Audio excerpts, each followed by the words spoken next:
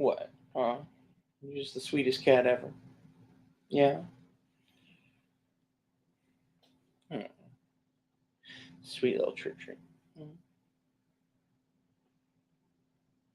How are you guys? My cat needs loving, apparently. So we're now listening to Ray Ray pet her pussy.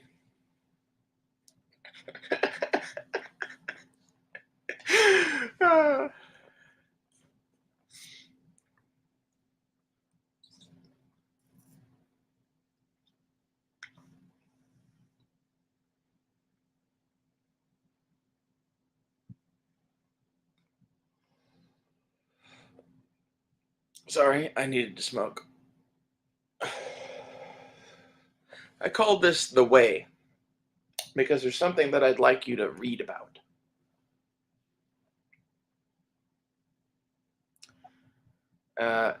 And it's called the Baraka. It's an Arabic thing. It's from Islam, of all places. And this is something. I don't know what this is, but like, I think this is sort of like when you do things that God likes, nothing can stop you. I think this is the way. And like, there have been many people that have misinterpreted the way, but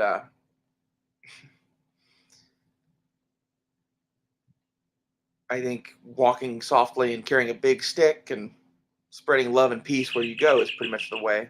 I fucking hate having my ringer on. Like, this is the thing. Nobody gets that, like, I do this and I can't have a fucking ringer on.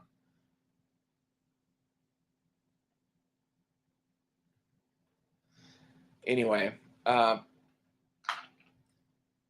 Baraka, though, is the will of God riding with you. I like this idea. I like it very much. And the reason that I like it is because it describes my life for one reason or another. If he didn't want me here, I wouldn't be here. That's, hard living and stupid choices and whatever, right? And it's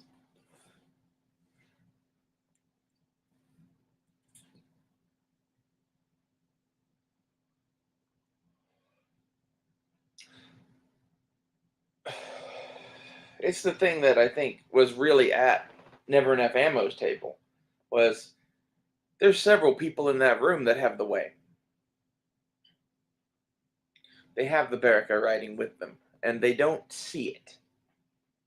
The only difference between me and them is that I see it, and I talk to it, and I know it, and that I walk very closely with God because I tried to kill him the first time I met him. That's a complicated story, but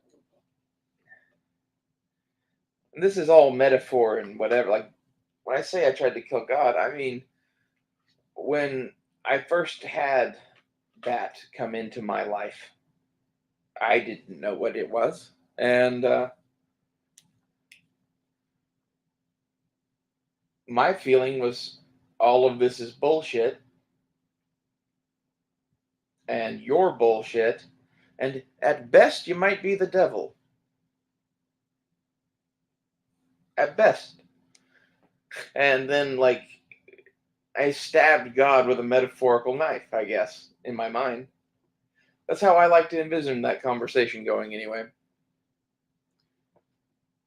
And I guess it's taken me up till now to work out my own bullshit to the point that I can think about God more. And it's interesting, I think. Like, this is the thing that I think I'm going to lose so many people in my audience now talking about God, but I think this is the place and this is the time, and I am the person to talk to whoever will listen to me out of this group. You're whoever's supposed to talk to.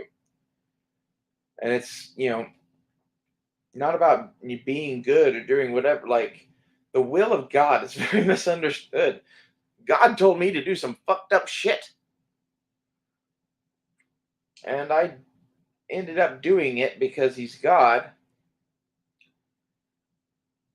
And yeah, I don't know what that's about. I think it's one of those like God tells you to do X, Y, or Z. It is up to you to interpret the will of God. And how you interpret the will of God greatly influences your outlook on life and everything else. And like, that's why if you choose to believe that the Baraka rides with you, that you can't be defeated because God rides with you.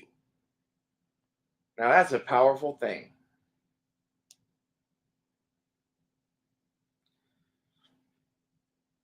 That's the kind of thing that makes people ride into fucking combat knowing that they're going to be captured and tortured because eventually they will get free. And when they get free, God help whoever tortured them. Like, I don't know if this even makes sense to anyone but me. But, like, the way, as much as presented in The Mandalorian, believe it or not, I think Jon Favreau and I have the same religion. I could tell you, I know where Jon Favreau gets his from. But that's a story for another day, probably. Hollywood's a very small town, and by the way he writes and what he does and how he does things, he's a fan of some of the same things that I am a fan of. He believes some of the things that I believe. I like that. What I really like is what's going on with Disney right now is basically they're dealing with him and James Gunn and a few of my other boys, as I would term them. Like, I don't know how else to term this, but this is like we all like our father's creation, and we can tell the true story when we hear it versus the fake one. And that's what's going on in Hollywood, in my opinion. Like, this is some sort of holy war going on inside of Disney that is like Jon Favreau versus Kathleen Kennedy. And Kathleen Kennedy isn't even really the evil one there. She is like a hired gun. Like the story in Boba Fett, the book of Boba Fett, there with what's his face, the hired gun from Clone Wars. The one person watching this, if you know who I'm talking about, say it. They're blue. They have red eyes. They're a Duros. They're a bounty hunter. They are, the bad from the good, the bad, and the ugly. You know who I'm talking about. Anyway, he is Kathleen Kennedy, in effect. He's the hired gun that's here tearing up their fucking town and painting KKs all over it. In the Mandalorian, I'm sorry, not in the Mandalorian, in the Book of Boba Fett, the biker gang that would go and tear up that town and shit and like kill people and killed the fucking uh, whatever. They were putting the Huttese letters of KK on everything. This was made by Robert Rodriguez. Robert Rodriguez also believes what I believe. You can tell by how he does his shit. And that's why, like, the Book of Boba Fett is very misunderstood. The things that are wrong with Boba Fett are small, in my opinion. It's the first chapter of a greater story, and you have to crawl before you can walk, and you have to walk before you can run, that kind of thing. And I liked much of what they did in Boba Fett, except for glaring things that I'm like, why are there modified children? Why is there some sort of effort at the back end of this to push cybernetic implants on children? That's disturbing.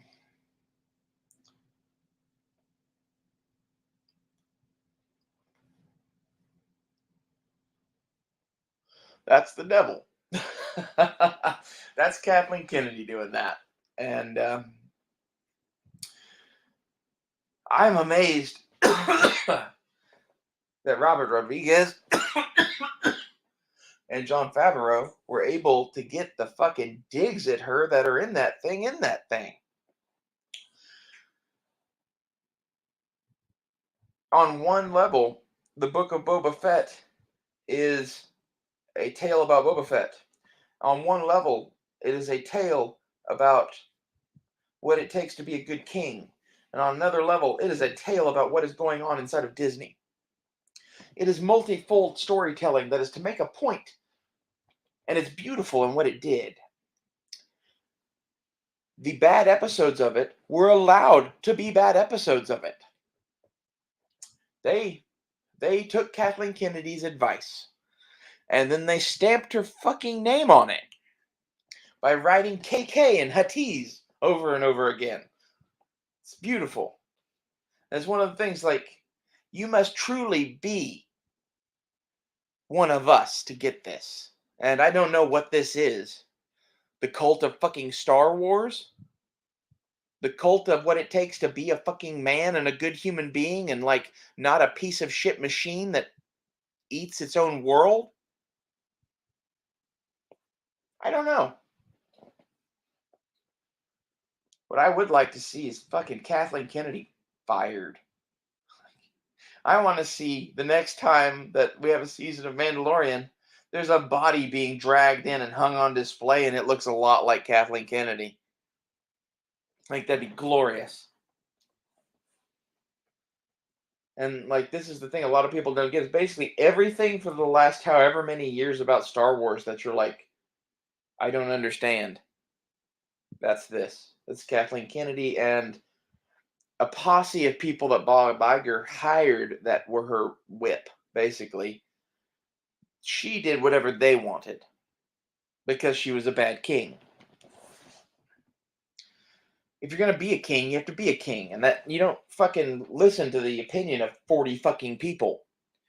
You might take the counsel of one or two trusted advisors, but you don't fucking let the mob rule. And that is the lesson of fucking Boba Fett in a way. There's many things in Boba Fett, but like it's having this greater story that is about, you know, if you go watch The Wind and the Lion, it's the same story. It's there is a sultan on a throne that is a crazy person that should not be in charge of anything. That is just a kid that is being torn between his two uncles because that is the way it has to be. In order to keep the peace, that is the way it has to be. And that's not how it has to be. That's how it has to be because no one will put a bullet in the head of his uncles.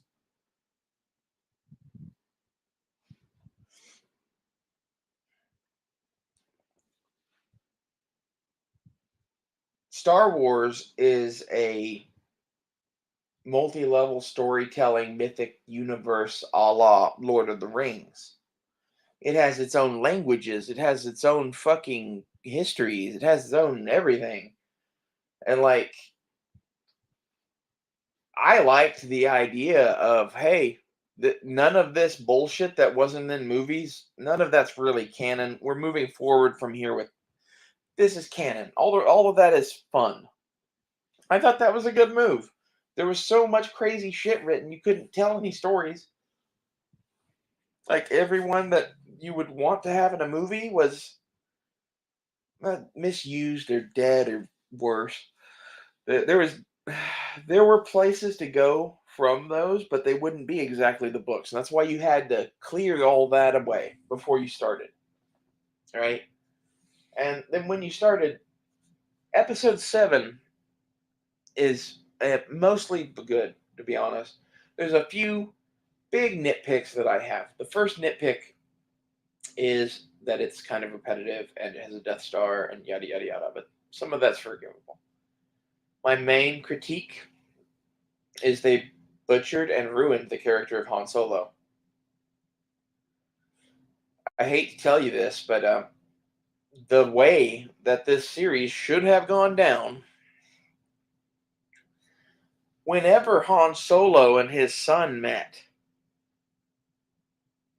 and they went to hug, that it shouldn't have been Kylo Ren that ran Han Solo through when they hugged. It 100% should have been Han Solo that let off a thermal detonator when that happened. And that's how that should have gone, in my opinion. Like, why why on earth are you choosing to ruin this great character? Like, I get you're wanting to set up this villain and you want to make him really bad and you want to make us hate him. Han Solo would not have walked into that without a plan. This is the person that you presented to us for however many years. And like, this is their failing. Time and time again is that whoever wrote vast portions of this either didn't understand what had come before, not really, or wanted to make big changes. And from that point needed to take advantage of a 30-year gap and a lot of shit like this to make big changes. They needed to make Han Solo a different character. And if you make him a rundown, bum that is running from everybody, I guess it makes sense. Exactly, Jay Watterson. Han shot first. Han shot first back in the day. He just coldly fucking killed a man. And then flipped a coin at a dude. Said sorry. That's the person that you're saying got stabbed by this kid? I don't buy that. He's a little bit of a smarter fucking thing than that. And I guess this is the whole thing. This is the destruction of Han Solo. This is the destruction of the American cowboy. This is the destruction of my grandfather. And your grandfathers. And everybody who would have shot that son of a bitch first. And I hate Kathleen Kennedy. I hate Disney because they do this. I got Disney Plus again now because I wanted to watch a couple of animated things that they made a million years ago, and it was the easiest way to do that. And it makes me feel dirty. I hate them. And I hate that they own the things I love. I haven't watched Kenobi yet. I don't think I will. I don't think I need to add to my list of reasons to hate Kathleen Kennedy. I don't know. Maybe I should. Maybe it'll have more to the story that I'm talking about. Earlier, I was discussing how Boba Fett was a letter from Jon Favreau and Robert Rodriguez saying Kathleen Kennedy sucks, and here's why. And in that series, they gave us several portions of it, and they let her interfere with various levels of it. That's what happened, I think. And yeah, Robert Rodriguez did his Robert Rodriguez-iness to it too, which I didn't like. But that's not what's wrong with it. What's wrong with it is all the shit that Kathleen Kennedy forced them to do. And they made very sure to put that shit in very specific sections and then mark it. It's glorious. The last two episodes are Jon Favreau going, I'm sorry. I'm sorry that you had to watch this. Here's 2 episodes of Mandalorian season 3. We'll see you next year. That's what this was. I've been dealing with Kathleen Kennedy making this show for 2 fucking years now, and I can't do it anymore, boys. That's what I really think Boba Fett is. I think Jon Favreau and several other people there are doing greatness. They are doing the will of God in film, in my opinion. And you have to ask yourself, why is Kathleen Kennedy and Disney fucking with that? Why is there this effort to destroy our culture and myths? And like, at this point, I guess Star Wars means more to me than the Bible, so why are you fucking with it, maybe? And not that it really means more to me than the Bible, but it does. Like, the things that taught me about what I believe about good and evil and various other things, there's Bible shit that could have done that. I'm not saying that, but that's not where I got it. I was told a bunch of bullshit by a wizard at a church and didn't believe it. And then I was shown an epic space opera and told that you can be a fucking wizard. That seems like a much better message.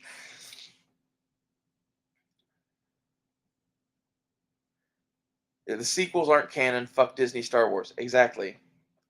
They didn't learn the lesson running their mouths about the fans and then losing over 100 million on Solo. Yeah, exactly. When Solo lost money, I was like, "Yep, thanks," because like I wanted to see it, but I didn't see it until it came out on streaming or whatever because fuck them.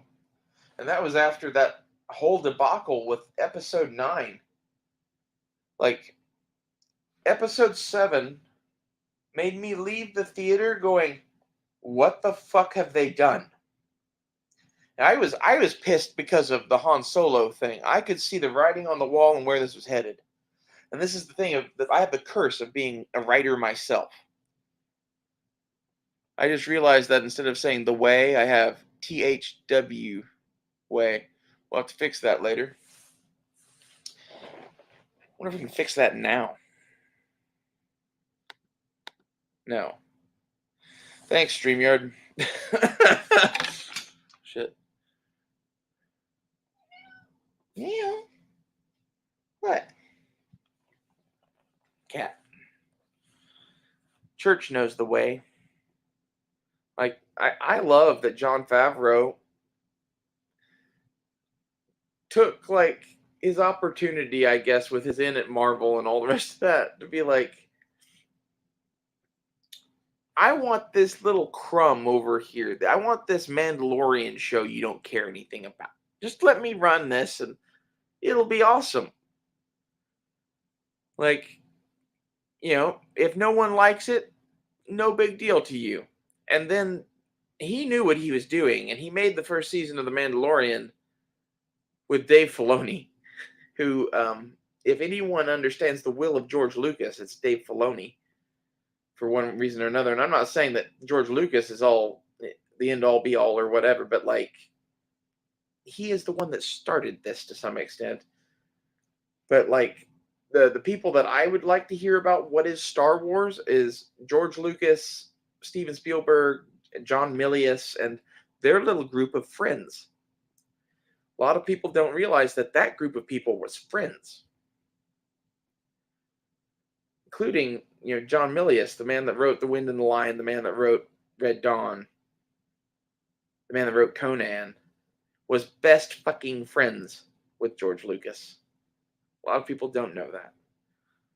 A lot of people don't get that, like, Star Wars is John Milius written for people that don't have the devil in them, I guess. Like, Red Dawn and Conan and shit like that is not for everyone. Most people are not that. Most people need Star Wars. They need to know kind of this bigger picture of whatever. They don't need to know that they need to fucking fight and crush and overcome and whatever you get from John Milius. You get maybe a little bit of that in Star Wars, right? But not like go watch Conan and see how you feel afterwards. If you really watch it and like are trying to learn the lessons that it has. That's the key with anything when you watch a movie. It's like there's a difference between like smoking and watching and talking with your friend and whatever and like sitting here quietly alone at night and watching something on repeat until you understand every facet of the movie.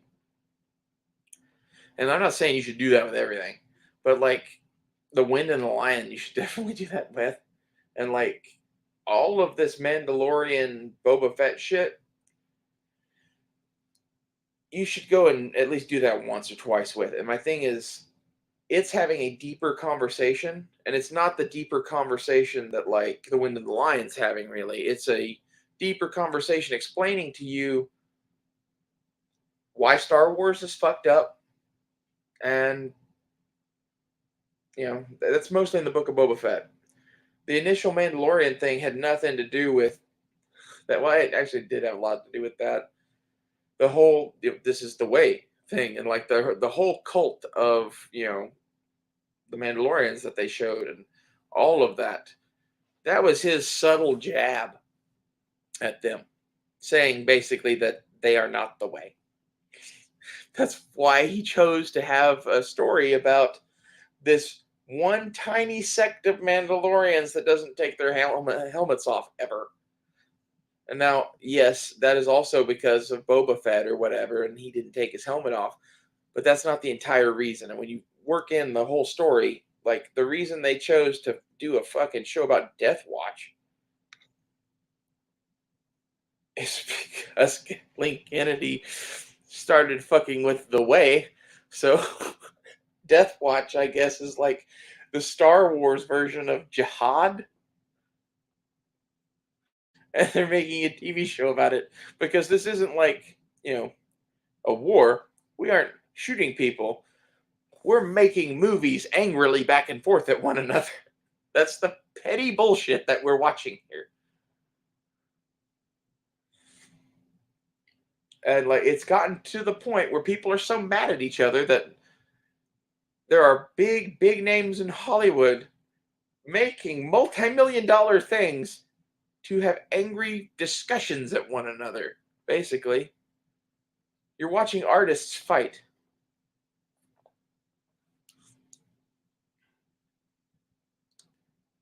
They screwed with Han and Luke and now Obi.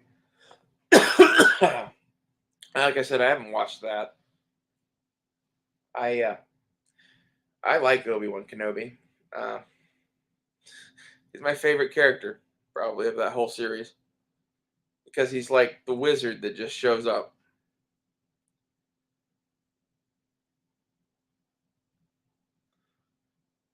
That's, episode 4 and 5 were my favorites. And really, I guess 6 too, but like 4 and 5 are so fucking good. They're, the original with Obi-Wan in the flesh, and then the introduction to Yoda. And I love Yoda too for different reasons, but Yoda and Obi-Wan are those movies. Luke is not the star of those movies, really. He is the hero. And he is presented like a Greek classic hero. He is not what you would think he is. The things that make him worthy and the hero and all of this yada yada yada are X factors that matter not. He's a piece of shit, probably.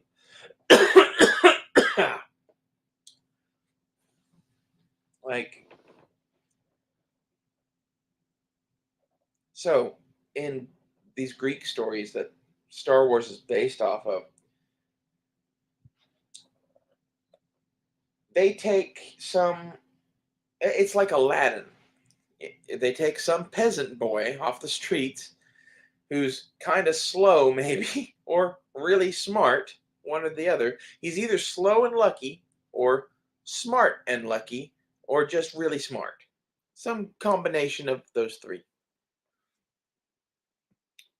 I don't really remember where I was going with that now. I completely lost my place. But those Greek myths that Star Wars is based off of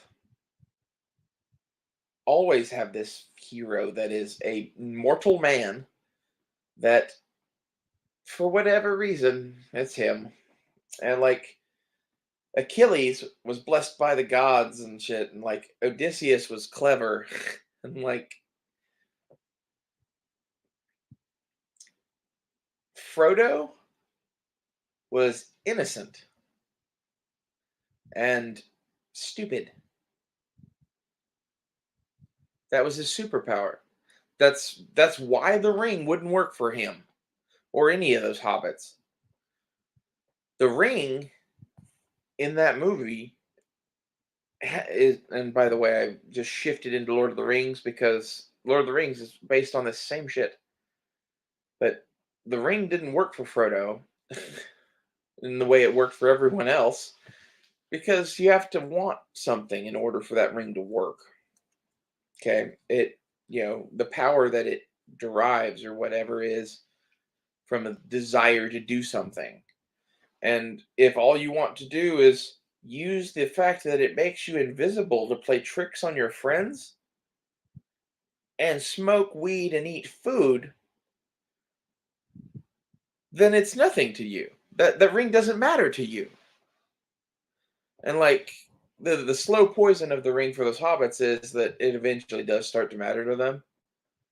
But it takes a long, long time, and that's because in Tolkien's opinion, that is very close to what God should be. That's what Tolkien was. And in Tolkien's universe, Tolkien is God. Tolkien is Ili Iluvatar, the you know the creator of all, the what is it, heavenly writer, basically.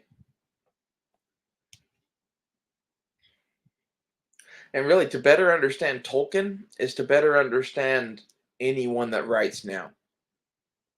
Because I think pretty much anyone that writes at the level that these people are writing at, they might have read Lord of the Rings a time or two, and they definitely saw the movies. Like the movies did a lot for that because like The Hobbit's easy to read. The Silmarillion and the Lord of the Rings are not easy to read. I read the Silmarillion in seventh or eighth grade, and man, those Elvish names get old. Fingon and Fingolfin and Fingodwin and Fingoofin and like that goes on forever. Legit goes on for pages of Fingofen. I don't even care what those people's names are anymore. Um, I'm sure that there's a point to all of that, and I think it's like there's a lot of real shit in the Lord of the Rings that is lost from history that I think Tolkien pulled out of Bronze Age myths, and some of that is like Plato discussed, you know, things called Maiar. Well, it was spelled different than what Tolkien calls them, but same word. And that makes me think that there's a there. And the Maiar in Plato thing were mental disorders, as we would term it today. And in Tolkien's universe, Maiar are angels, essentially. There's a ranked hierarchy to heaven in Tolkien's universe. And like down at the bottom is like evil shit, right? And then there's like hobbits and men and elves and shit, or dwarves and whatever. And above that, there's Maiar. And Maiar are Gandalf, Sauron, uh, Radagast the Brown, all of the wizards. That's in the movies that you've seen. The only Maiar present are Sauron, the Balrog, and the wizards. And I think it's interesting that he is using the word for Plato's mental illnesses for these wizards. And the giant, fire monster that lives below the earth, apparently. I'm not sure what that's meant to represent. And like this is the whole thing is like you could probably unpack a lot of knowledge out of Tolkien, assuming that you used it to get into his head and figured out why he was writing what he was writing.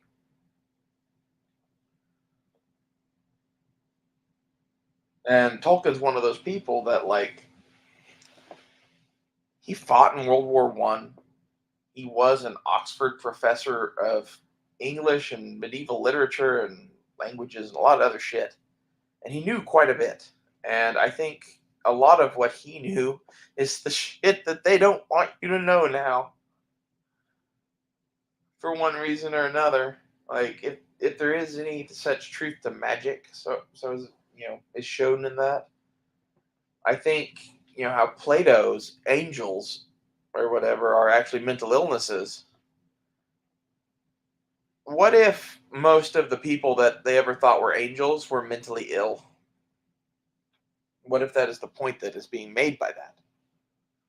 Again, this is not me saying that as fact. This is question mark. I don't know. I don't know a lot of shit.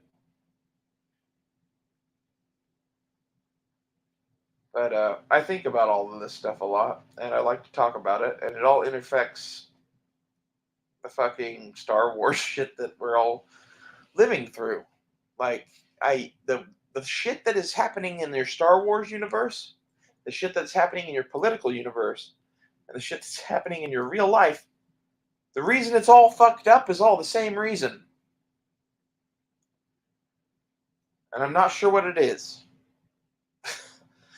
But I would describe what happened to me on July 4th as being like talking to the burning bush or something like that. And God, it was like there was something going on in the heavens that was a great, great, great movement of something. And I don't know what the fuck it was. Imagine if you could feel, you know, your head twist, your brain inside your skull twist upside down and flip over. That's what it felt like. And I don't know what happened exactly, but like, I think the Mayan calendar thing and our calendar's dates for the alignment was off.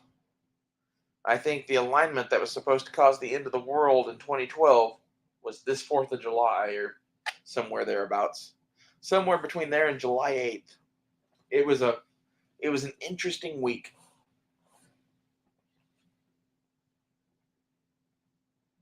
And I think when that alignment is in place, oh, a great many things can happen. Oh yeah, they turned on CERN during that same time. I noticed that too.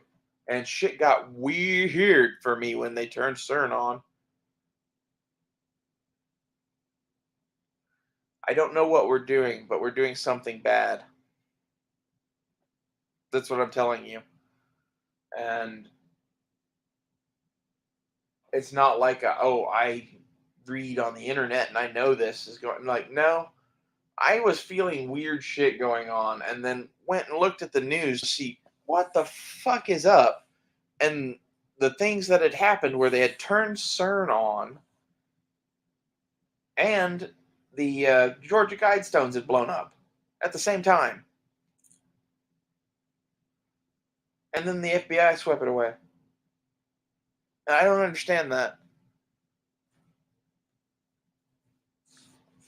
I'm not saying I do, but here's what I think. I think they turned that thing back on, and for whatever reason, they had turned it off for some reason. I don't know why, but the why of why they turned it off, and the X that happened when they turned it on, caused the Georgia Guidestones to explode. I think, and like, I know that sounds like some crazy shit, but like, this is me sitting here telling you that my wizard powers were going for like a week for shit that I don't fucking know about. I don't like I think all of the crazy people anywhere in the world could feel it. It's not just me. Like, I'm just like the smartest crazy person that's the best at talking to other people still. Or the only one that's not owned by someone. Because I know other people that would talk to me about this in private and be like, "Did you feel that?" It was disturbing, whatever it was. If I had to guess, I think we opened a doorway to hell. I don't know how long it was open, but it was open for a minute. I don't know what they're playing with. And yes, it was the summer solstice, Jay Watterson. It was all through that time, and I don't know why. Like I said, all I do is like watch fucking old movies and smoke weed and talk to you guys and like project on guns. And for whatever reason, I was beside myself that week. And like, you can ask Anonymous. He saw me when I landed. I don't know however many other people saw me that night, but like I had the devil flowing through me that night for whatever reason. I just sat here and screamed at a fucking live camera about various things. And some of those were, you know, bullshit because I wanted to fucking tell a story and I didn't want to fucking tell a real story because I was so fucking out of it. So I started like making bullshit about fucking Babylonian gods and Rick and Morty and shit. It's pretty entertaining, really, if I do say so myself. Opening a portal for demons to come through. That would, yeah, would not surprise me. And to be honest, it would not surprise me to know that I had been possessed by a demon that night. But I think the thing is, the demon that they let into the world was going to go somewhere. And everybody else went to bed like good little kids, and I stayed up and waited for Santa Claus with a baseball bat. You're welcome. The motherfucker's dead.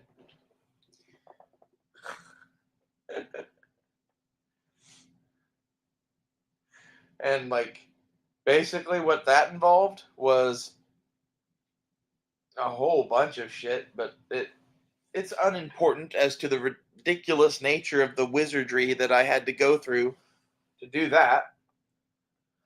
But this is the thing, like I think the reason that wizard shit works for whatever reason with God is because it's like, yep, that's what you'd have to do to actually get magic. Of course it is. You actually need, X, Y, or Z to happen and God to intervene. Of course that's what has to be done. Motherfucker.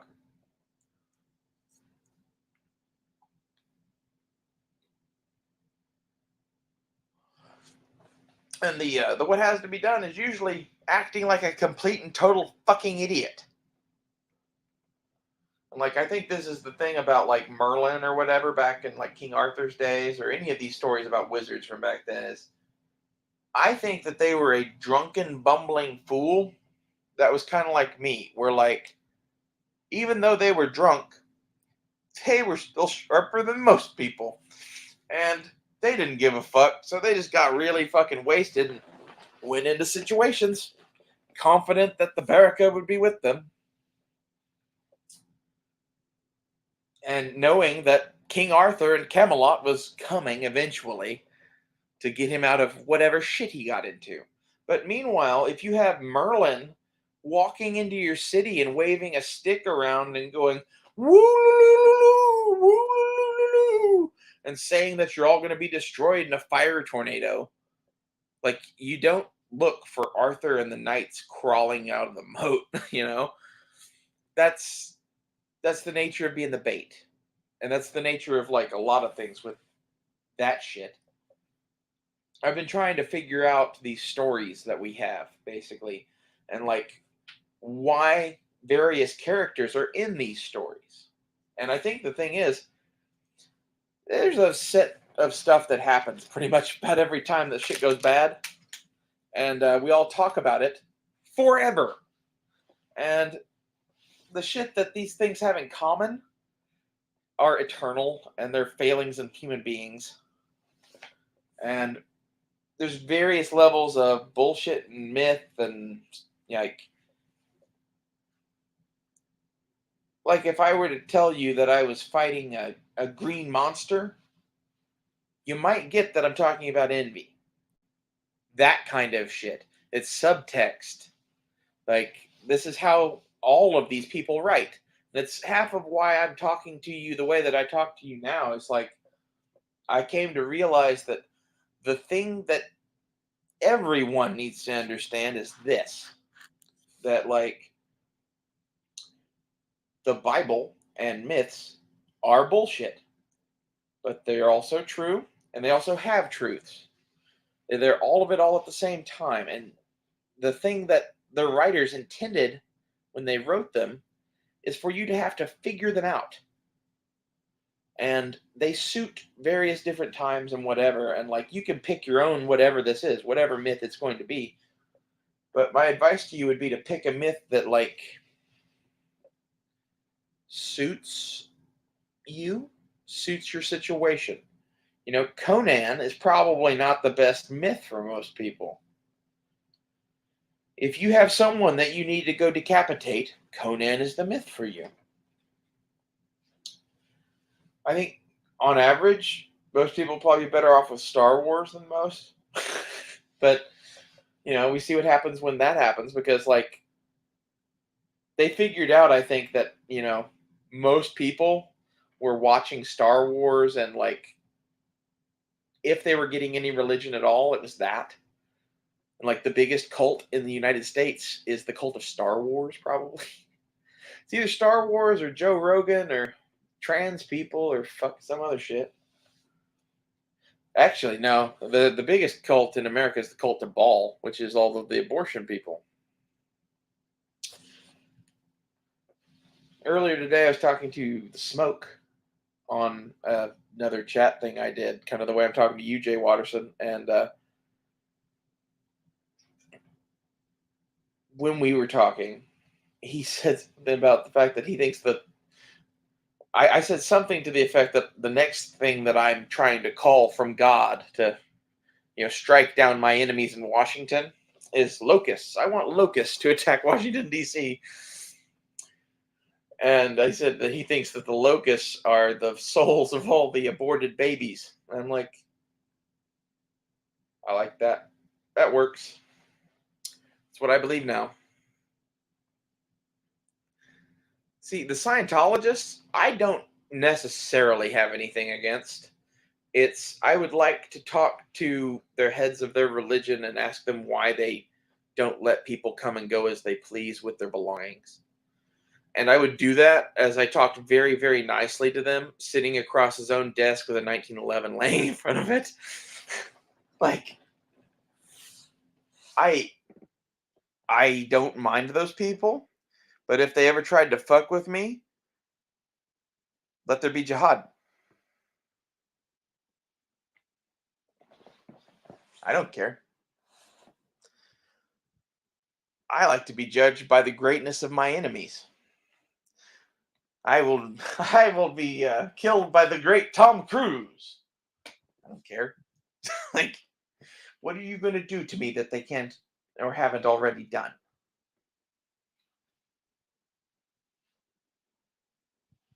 All I want to do is like go ride a horse and shoot a rifle, and you've made a fucking country of piss ants that want to stand in between me and doing that in downtown Tulsa. And like that, what a waste. I don't need to do that in downtown Tulsa, but I think that there should be a place where you can just go and do that, even in like the biggest inner fucking city. You like there needs to be a place for you to go and get out some of your fucking demons. And like that could be something else or whatever, but like for me, the only thing that does that is shooting a gun and riding a horse and fucking a bunch of bullshit that you can't even get. And like, could I find other things? Maybe. Or maybe they could fucking die. Like, I don't give a shit. I would rather be a miserable son of a bitch and talk about why my grandfather would be a miserable son of a bitch. Because I know there are people out there that are him that wouldn't do this, that aren't fucking crazy horse or whatever the fuck I had going on. Like, my go to tactic is to dare someone to kill me and be betting on the fact that they don't have the balls or that something will intervene. And like I learned that from Quark. Scientology is a cult. Like I think Jay Watterson, just to be specific, all religions are cults. Some of those religions were started by people like me or Jesus or whoever that just saw the world for what it was and really, really, really hated some people and knew there was nothing that they could do to put a knife to the emperor's throat. So, Christianity took a few hundred years to take over. This is going to be a slow process, boys. But eventually, our jihad will bring down the infidel in Washington.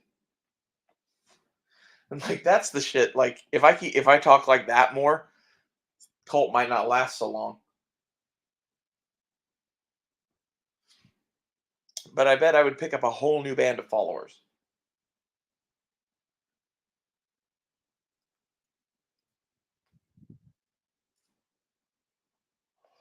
This is the thing that they don't like is if you never pick up arms against them, they can never silence you because you have the First Amendment.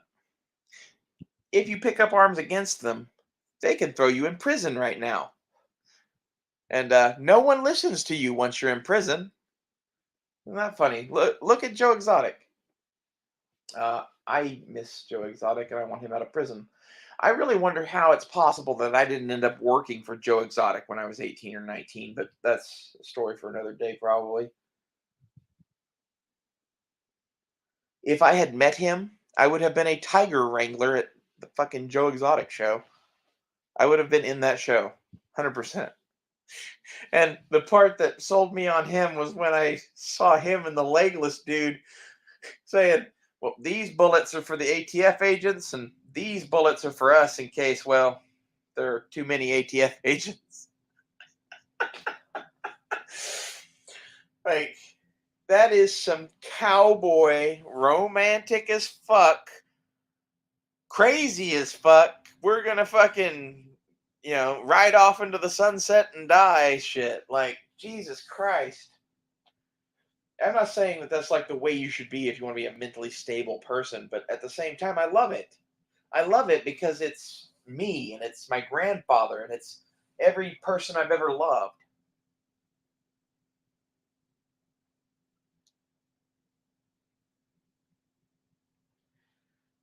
And they hate us all.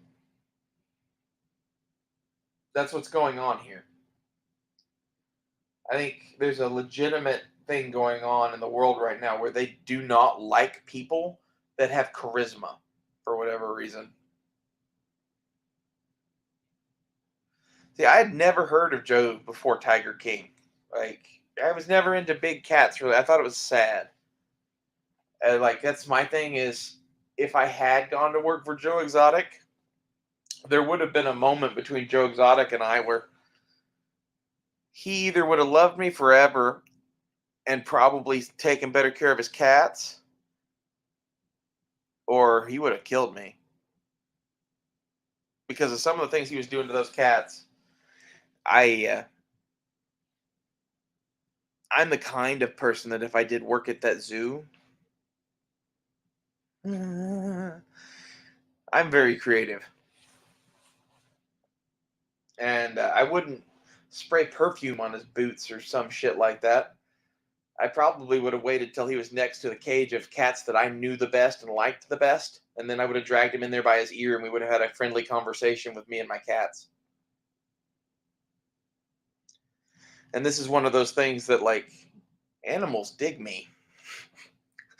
Animals dig me best usually, and especially if I can spend a little time with them. Um, I can very easily take someone's dog or cat and make them mine, especially if they're mistreated.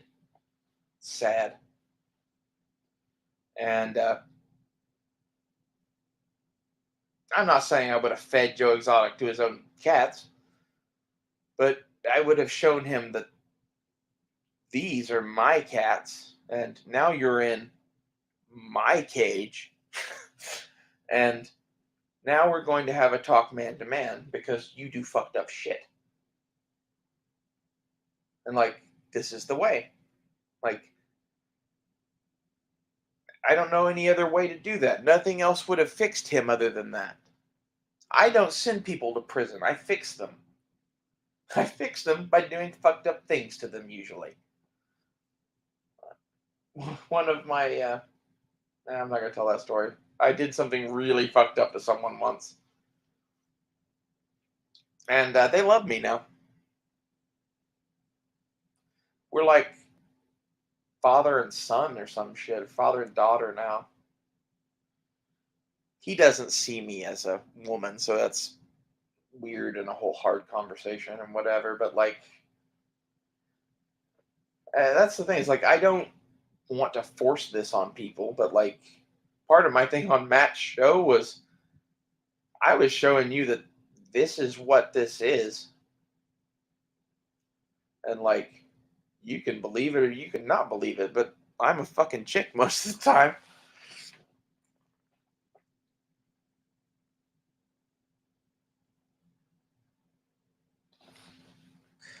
Yeah, I agree, Jay Watterson. And I think the reasons why he wasn't making enough money was Carol fucking Baskins.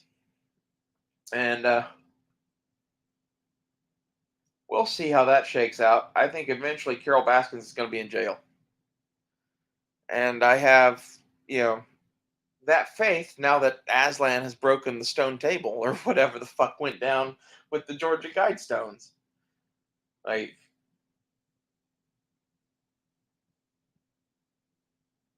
the world is not as it should be. There's something wrong and everybody knows it. And what I'm telling you is wrong is that at the head of our whole organization right now is like the devil. And no one is saying that the emperor has no clothes. And I'm not saying Joe Biden's the devil. I'm saying that like the interests that Joe Biden represents include Satan. You know? And like I hate sounding like Alex Jones. Satanists. Damn globalist pedophiles. Whatever the fuck he talks about.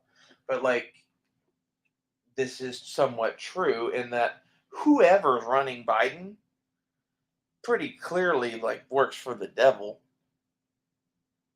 And like, go into the evidence on that, but he's starting wars, he's wanting to kill babies, and well, he likes to touch little girls in very creepy ways. Seems like he might represent the devil. Beware false prophets. Yeah. Like, my thing is, I'm saying I'm a prophet, but I'm also telling you to do whatever the fuck you want. To some extent.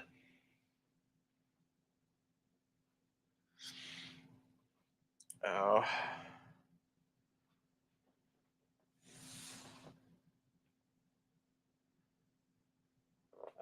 It's one of those, like, how do you know it's God versus the devil? Right? It's like, that was my question for a long time. Was like, this thing that I'm wrestling with, is it God or the devil? I think it's God. And the things that made me think it was God is a bunch of shit that wouldn't mean anything to anybody else. But I think the big clue that it's God and not the devil is the whole you should love everybody thing. Yeah. I think like anyone could be the prophet of God if they wanted to be. All they have to do is start speaking the truth. And not the truth about everything, but like the truth about what is going on in the world. And in whatever language you want to do that. Like the language that I like is this weird mix of like Highlander, Stargate, Star Trek, Star Wars, Conan, now The Wind and the Lion, and Red Dawn. Like, I like to talk in that language about God because like that's the stuff that I love, and that's where I found God was hidden in all these nooks and crannies of movies, and I was taught to do that by, you know, the schools that I went to. I had a couple of Bible teachers that were younger men, and this is what they did was like they showed us Band of Brothers and started making like lessons and talking points about it. That's glorious. Like, maybe that's what I should do here, but like that's a lot of work because like the only way I could do that would be to go through that episode by episode and have a big discussion like this about it. And in order to fully do that, I'd have to buy that series. Right now, I have HBO Max. I have HBO Max because I still have my ex girlfriend's Amazon stick, and it still has her grandparents' HBO signed on it.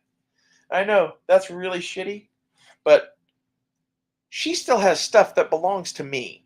So, like, I don't care. I'm going to use her free HBO until she wants to come talk to me and get her shit. Like, I don't understand people like that at all. Like, my whole thing with her is just, hey, come talk to me and get your stuff. Oh, Lion the Witch and the Wardrobe is great. I already mentioned Aslan once, like the stone table. Like, I really think a lot of what's going on right here is the Lion, the Witch, and the Wardrobe. You want to put a fucking, peg on it. I think C.S. Lewis was a prophet in many ways. He and Tolkien would have daily conversations at lunch about God. That was C.S. Lewis's mission in life, was to convert Tolkien back to believing in God.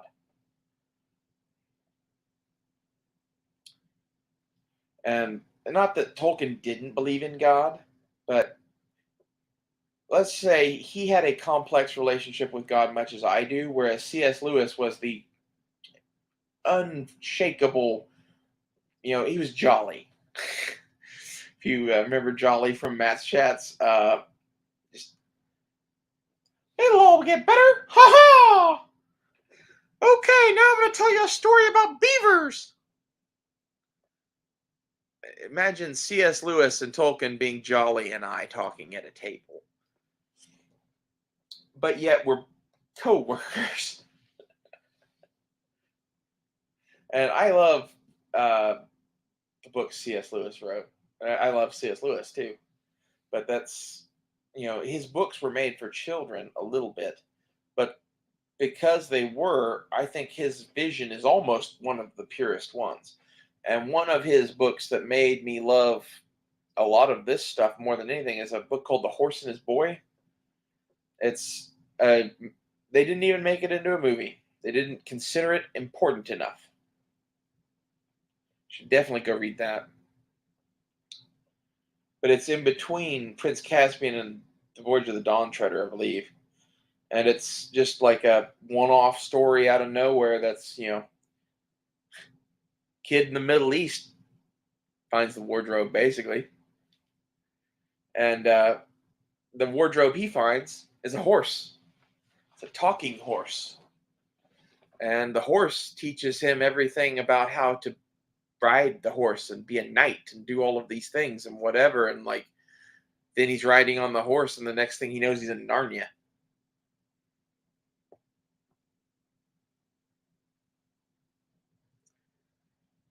And it had this whole, like, The Wind and the Lion has this Middle East flavor that I like to things. And it's only present in a few movies, really. Like, the Mummy movies have it. Indiana Jones kind of has it. And it's this, like, African Middle Eastern twang on the whole story that, like, our whole world is missing.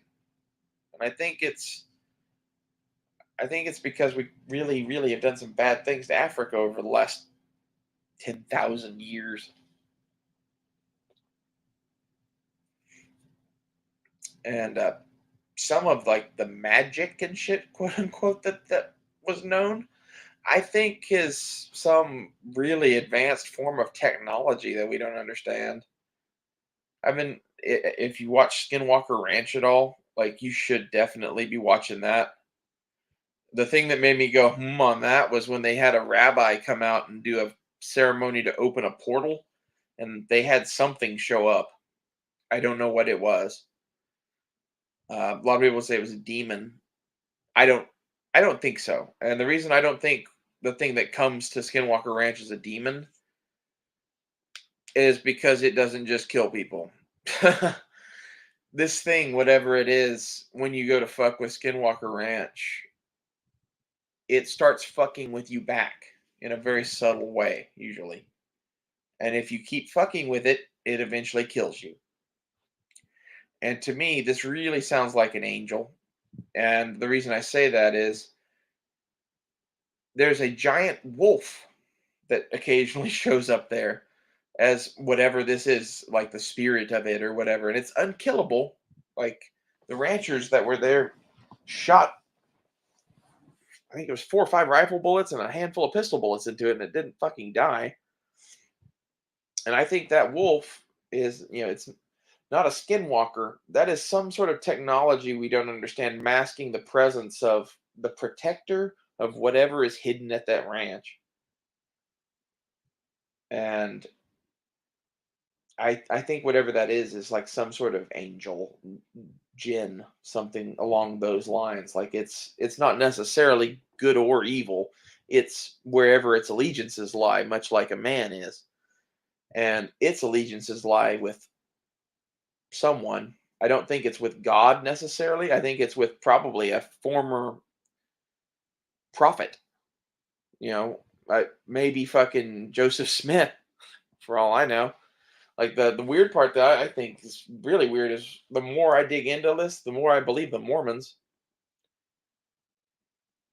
Yeah, there are skinwalkers there, I'm sure, and that's a whole thing. But like the wolf thing isn't that. I know it's not. Just by the stories that they were telling about it, I could tell by the things it was doing to them in response to what they were doing that this is one of those things from mythology, whatever that is. And if we're looking at one of those things from mythology parked over Skinwalker Ranch with a wolf-shaped defense mechanism, I think that alters the conversation on a lot of things. And I'm not saying that there's like no God or anything like that, but what I'm saying is the universe is far stranger than you can imagine. And I don't know exactly what's going on there, but it has something to do with the Greek gods and Bronze Age myths and the Bible. And it's being shown on the History Channel. And that ranch is in a place called the Uinta Basin. And I follow Senator Mike Lee on Instagram because you should. I like Senator Mike Lee. He's from Utah, I think. And the thing that caught me was he made a post saying that his energy project in the Uinta Basin is moving forward. And I'm like, huh? Say one more again? And whatever this is, they're building some sort of giant power generating station in the Uinta Basin. I think that what is going on is Skinwalker Ranch, the show, Ancient Aliens, and a few of those other History Channel shows are slowly warming up the old people to be told that, okay, there are aliens and we're building a spaceport in Utah. Some shit like that. Like this is just me, picking shit together from the weeds. And like I said, I think in addition to that, there are skinwalkers there, whatever the fuck those are. And like, that's basically the reason why if I went to Skinwalker Ranch, I'd have a shotgun. I'm not so much worried about that wolf thing. I'm kind of worried about those creepy Skinwalker looking things, and I trust buckshot. My girlfriend wanted to go to Skinwalker Ranch, and she wanted to like just get high as fuck balls and hang out by a fire out there. I was like, as long as I can have my shotgun, yes. And my thing is, I want to see that wolf thing. As I would want to learn a little bit more before I did that, but I'm guessing there's shit that you could say to that wolf that would get you just like walking into a spaceship, literally. That is some sort of guardian, and it's not like us, it's a mechanical guardian. And that wolf is somehow what that mechanical guardian is making your mind see instead of it. Whatever it is so advanced that it can hack an iPhone in a second. It can hack your mind too. That's all it's doing. That's like the thing that like separates me from most people that would go to Skinwalker Ranch is I see that and recognize that. And this is where like I'm not a computer hacker. I am like an infiltrator. I'm way worse than a hacker. I'm a hacker from the 1920s, much as my great grandfather before me was, I think.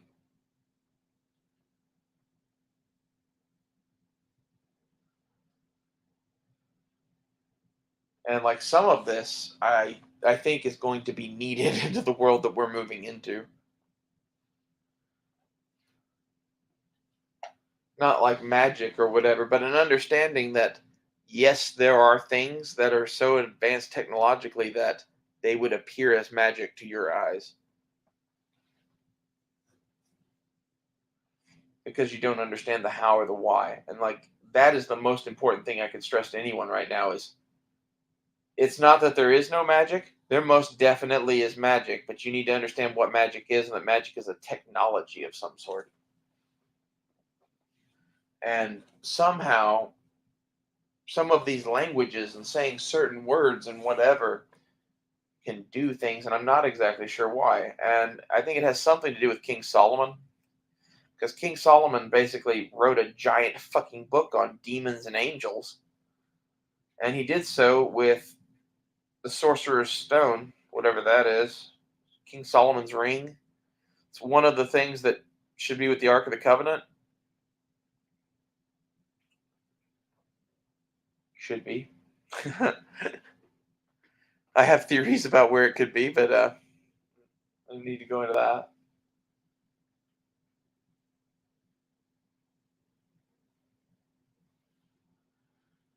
I really wish we could find some of those ancient treasures and just have them on display somewhere. I would love to just be able to go and see the Ark of the Covenant. And like you're like, oh, you can't look inside it. Well, if that's true, A. B, if it's not true, I'll look. C, if it's on display, it doesn't need to be opened. You could have it in a giant fucking glass thing that people just walk by. Everyone would want to see that. I need to go to a museum.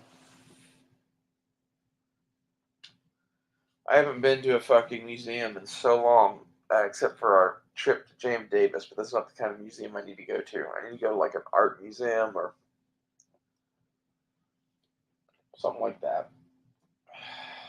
It's one of those like everyone should go there and just chill. I might do that this week. Make a video from fucking Philbrook or some shit. I liked Philbrook because they actually have a few pieces of arms and armor there. And they had a giant Egyptian exhibit come through. I like museums. I'm weird. Like, the thing I like about museums is not the museum itself. I think museums get in the way of me looking at artifacts. But at the same time, like the whole world has the mentality of this should be in a museum or whatever, like Indiana Jones, and like yeah, some of it. The Ark of the Covenant should be in a museum. Give you that one. A few other things, but like I think it's cooler to have these things out in the wild and for sale for an affordable amount of money that anyone could fucking do. Like, not like the Mona Lisa cost $80 billion or whatever, but like, if you want a Colt revolver from 1884, you can really go buy one of those, and it's an attainable amount of money. And that is a piece of art as much as anything. And that's the thing that disturbs me about these art museums is J.M. Davis is the only museum in Oklahoma dedicated to my art, and it's from the 1970s, and it's woefully outdated. And they won't even hire me to help them fix it. Or even just let me do it for free. I would do it for free. This is the thing, is I have degrees in anthropology and museum studies. Like, okay, whatever. And like the thing that I would like is, could you give me enough money to where I could go get some food and have an apartment while I sit here and write cards for all of these guns for 10 years or whatever the fuck it is? It's ridiculous. Like, I need to figure out a way to get that done. There's a way to get that done. Like, I have to be a little less crazy and probably smoke a little less weed to get that done, though. At the moment, I'm kind of stuck because of various things, and I'm waiting for shit to happen. So we're just enjoying weed.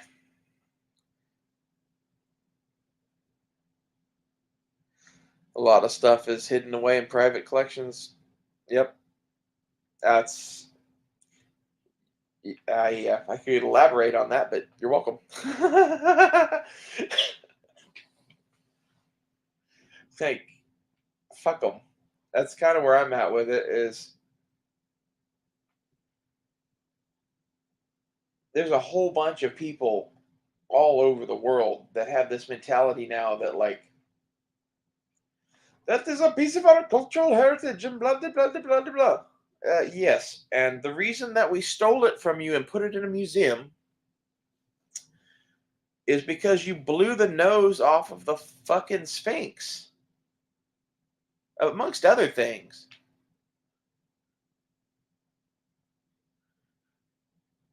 Oh yeah, Jay Watterson. I was talking about my jewelry and shit the other day on Instagram, and my tags that I have, I got at the Smithsonian while I was there doing research. They have a gift shop with a tag machine in it, and it's one of the U.S. government tag machines, and they're U.S. government tags that you can just go and like. I think it was like $5 or $10 whenever I did it, and totally worth that.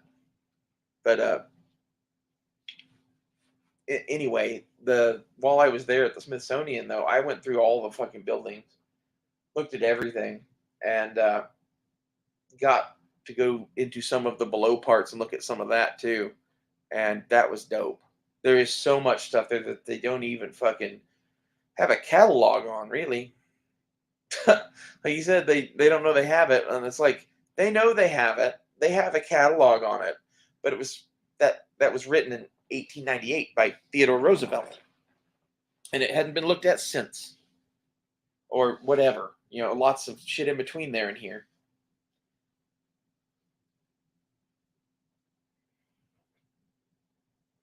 Fuck me all. Okay, smoke. Not sure what that's about. Um, you, he's probably saying "fuck me all" because he's missed an hour of this one where I misspelled the title. So you know it's gonna be good if I misspell shit.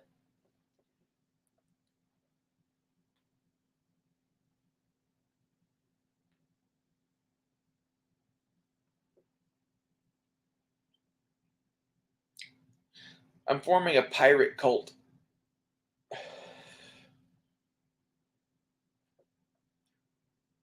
keep having this dream now of like going to Tangiers and just taking it and literally making it the free pirate port of Tangiers with a big building right off the dock that's Ray Ray's House of Debauchery. Have like a casino with a whorehouse and I don't know, whatever else. I really would like to have a castle made of cocaine filled with hot Cuban women and call it Joey Diaz's. I just think that sounds appropriate. Like, this is the shit that you could do if you just, you know, took a small country and I'm not going to say escort all of its citizens out of it, but liberate them from their oppressors.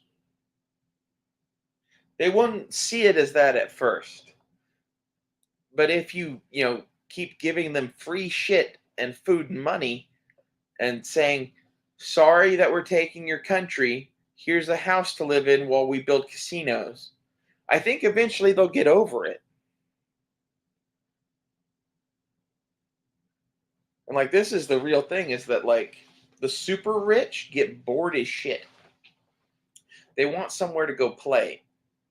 And everyone else has done that. Montenegro is that. Fucking Monaco is that. The new world version of that should be a little spicier, I think. You know, I want to have like, oh, shit, we could just go to Thailand. About to say, in Thailand, they literally have cows that you can blow up with rocket launchers. And I don't think we should do that. That's mean.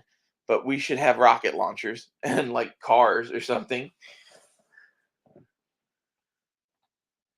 We could go take over Thailand and make them stop blowing up cows.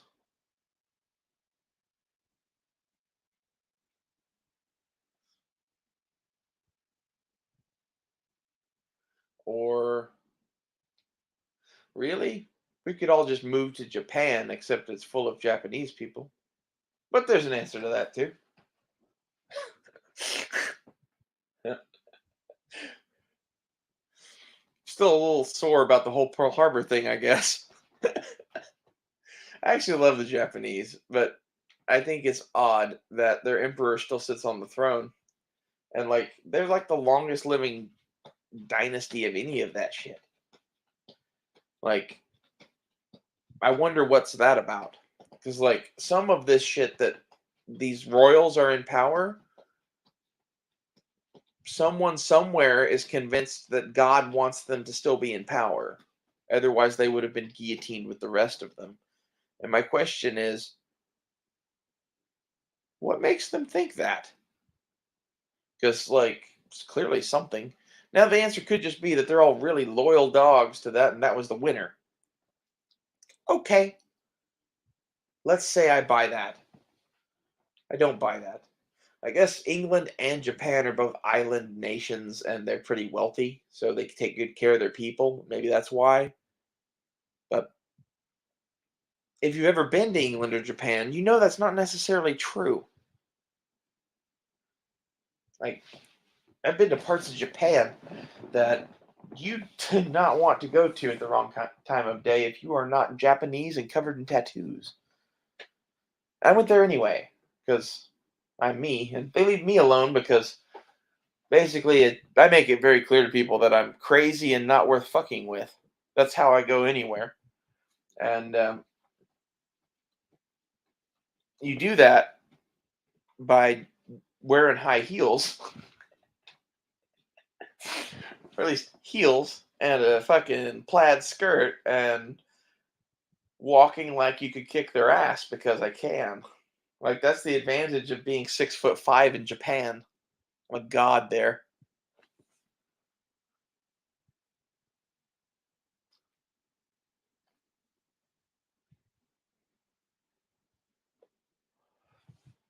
That is, in short, why everyone that went to Southeast Asia kind of fell in love with the place a little bit. Because, like, you don't have to be 6'5" to be God there. Like, go watch Apocalypse Now and realize that that is a highly fictionalized version. But essentially, there were Green Berets that went out there and never came back and are still living somewhere in Thailand or Cambodia as a god king or some shit. That's a real thing. That really happened. Why did it happen? Well, as it turns out, when you show up in fucking Southeast Asia, being 6'5", white, carrying a baseball bat and an M16, there's no one that can oppose you. Like they instantly just walked in and made themselves kings, and the U.S. government helped these boys do this, and that's the whole Mountain Yard Army thing. Uh, they walked in and started just giving away free food and teaching people how to fight. And that's how you get to be king real quick. Because all of those people were shit on and tired of taking it. That's what everything we're breeding right now with this economic instability that's going on in our country thanks to everyone. I would blame one side or the other, but it's everyone.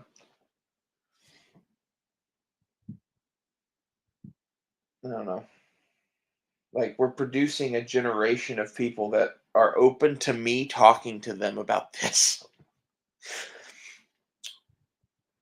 Good move.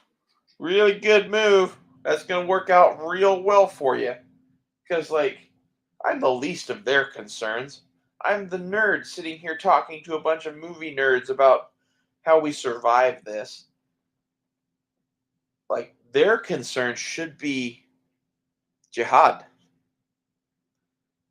Seriously, jihad.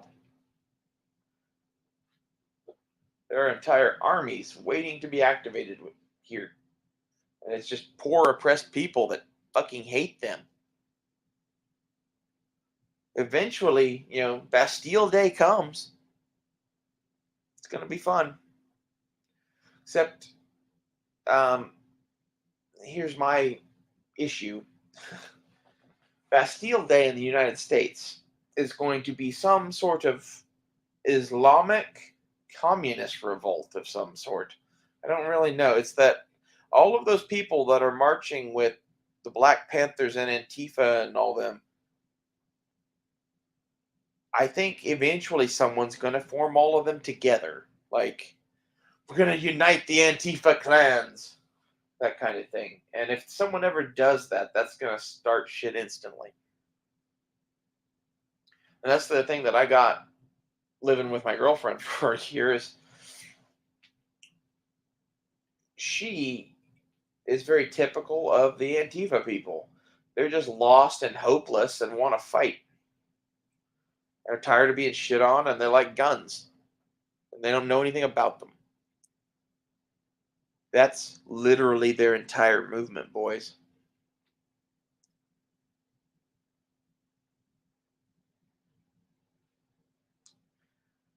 So the question is, do you fight that? Or do you try to subvert and use that to your own purposes? And this is what I would encourage is somewhere out there, there's someone like me that is in a position where they could fucking walk this line or whatever and go out there and fucking be, you know, the leader of Antifa. If that person is going to emerge, what I'm saying is either you should make that person me, or that person should at least listen to these videos because they are going to be the next Hitler if they aren't careful. And like that's the thing is these people are really angry, as putting it mildly, and anger leads to questionable decisions. Like this is the thing why the movie The Hateful Eight. I love that movie for various reasons, but it's a greater conversation about many things. And one of the conversations in it is Tim Roth talking about the hangman. The hangman is the difference between justice and Western justice. And it's the dispassionate hand that kills you. And I guess what I'm saying, it's the dispassionate hand that judges you. There has to be someone dispassionate to judge you. And if there's not, then there's no way for you to be judged. And I think in this society now, um, how does anyone who is a judge not have passion about various things? Okay, yeah, I buy that. Like when I talk to my grandmother, my grandmother will always think of me in certain ways, including that I'm crazy, because I talk in the way that I talk. And the way that I talk is meant to be entertaining and to make bigger points. It's one of those like occasionally if I fall into sounding like the prophet or some shit and doing the will of Allah, like that's yeah, I like doing that. I like doing voices. You know, it's well, Ethel and I are still looking for the other half of my head, but I'll be fine. Shit like that. Like I just like doing random voices, and I got that from watching entirely too much Robin Williams as a kid. And that's what happens when you have attention deficit disorder and you watch a lot of Robin Williams. You start doing voices and whatever. I I wish I had never seen that fucker's movies in some ways, but in other ways I'm glad I did because like I could be all alone in a white emptiness void.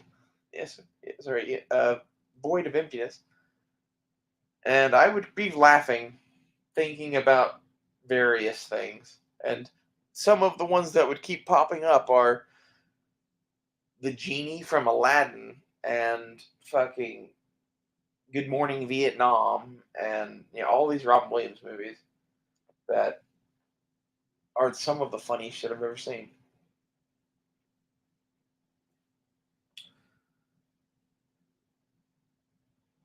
And I would hope that whoever fucking leads all of these crazy fucking people eventually is a little bit more Robin Williams than he is Conan. Because Robin Williams and Conan are the same person, and no one sees that. And like the last time this happened in Germany, Hitler was fucking Looney Tunes and ended up just murdering a bunch of people. And not that you know there's aren't not that there isn't a reason to murder people or whatever, but like that's not the way. Rounding people up and fucking killing them with gas, like I can't even fucking. If I was going to do what Hitler did, the only way that you could fucking do that, I think, as a legitimate leader, would be to bash every one of those people's heads with a baseball bat yourself in front of the entire country. And I think eventually you would probably just stop doing that. Unless you're a really, really hard son of a bitch. It's hard to do that to 6 million people. Gas is easy. And I guess that's my point, is that whoever is in charge shouldn't be someone that thinks the fucking universe doesn't matter.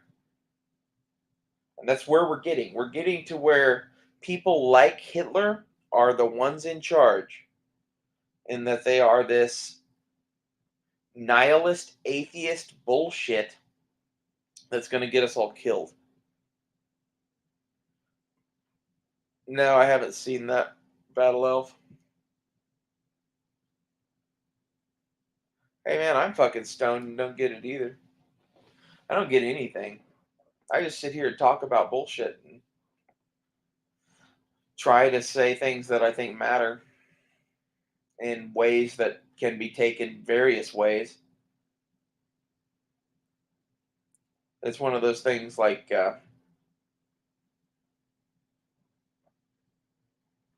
if Merlin meant Arthur to understand him all the time, he would have talked like a normal human being.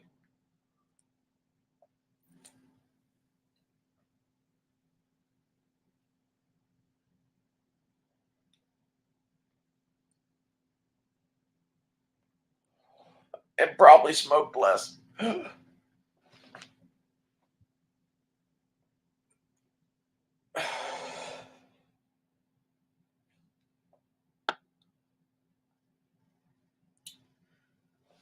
I need to smoke less, but it's hard not to smoke when I'm sitting here talking to you guys.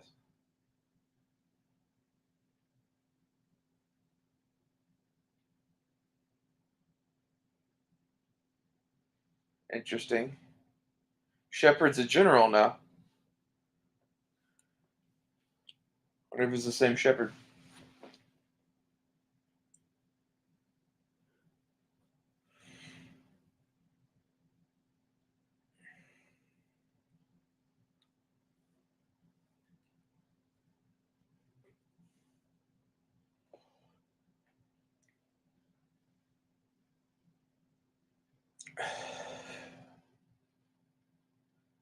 Kazakhstan. This is the thing: is the places that I think these things are hidden, whatever these are, the Skinwalker Ranch things, they're hidden in places like Skinwalker Ranch, something up in the mountains, and all of the Middle East and Central Asia is that. I think there's a lot of this hidden amongst the old world.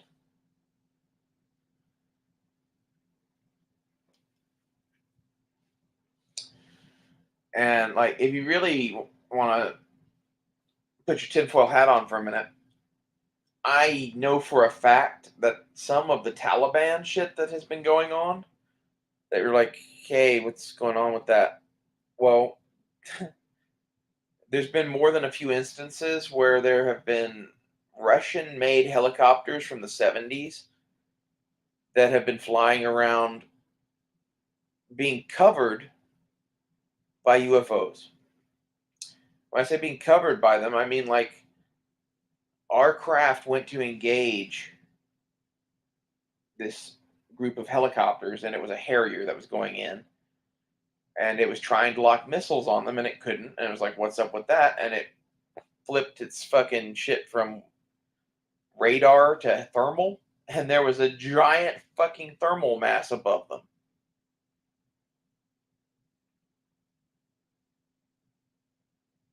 It sounds a lot like what I'm talking about then, because like I know this shit happened in a couple different places in Asia, basically. That there are some goat herders out there now that have more advanced technology than us.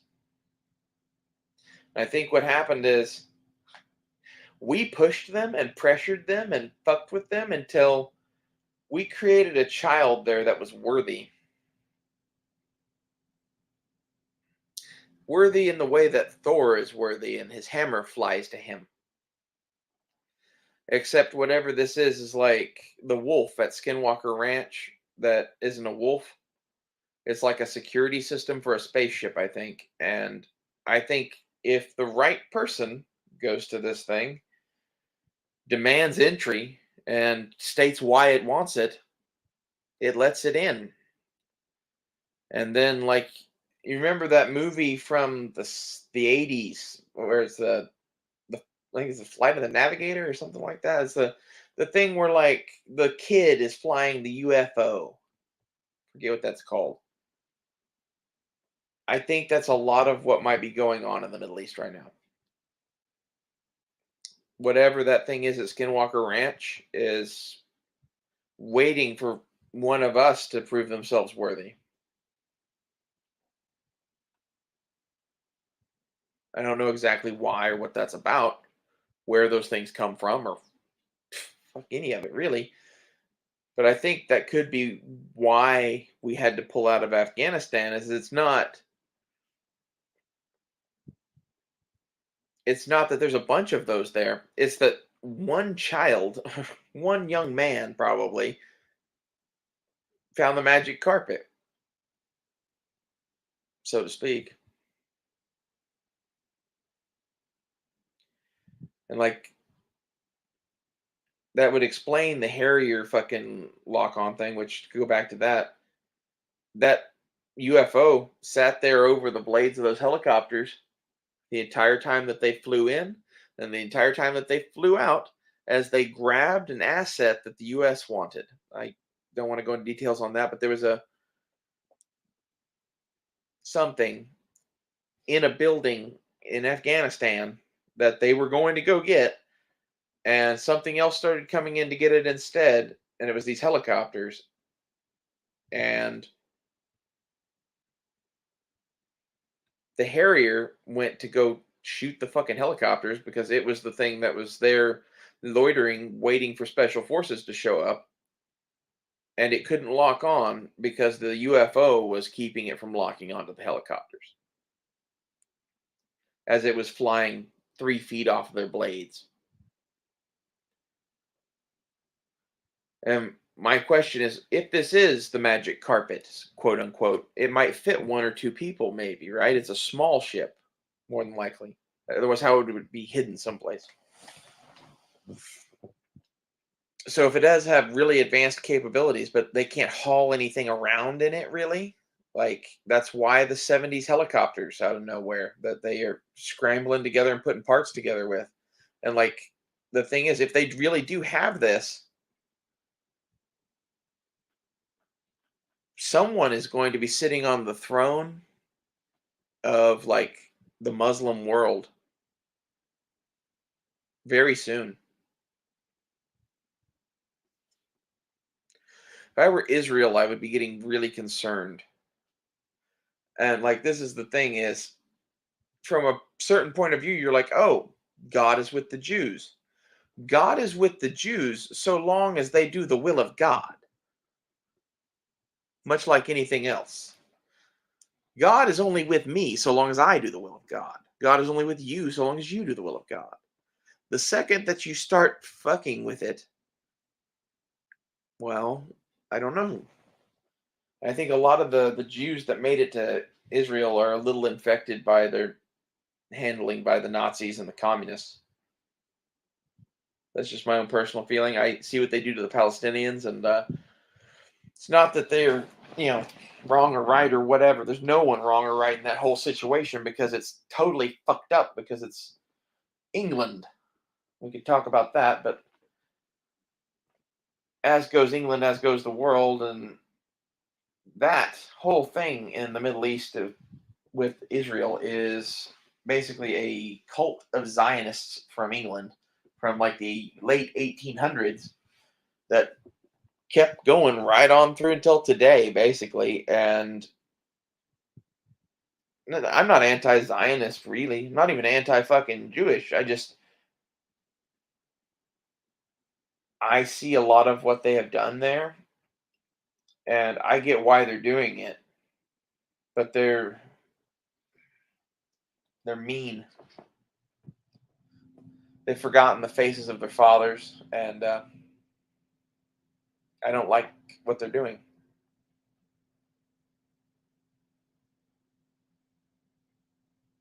It's flying next to a military aircraft.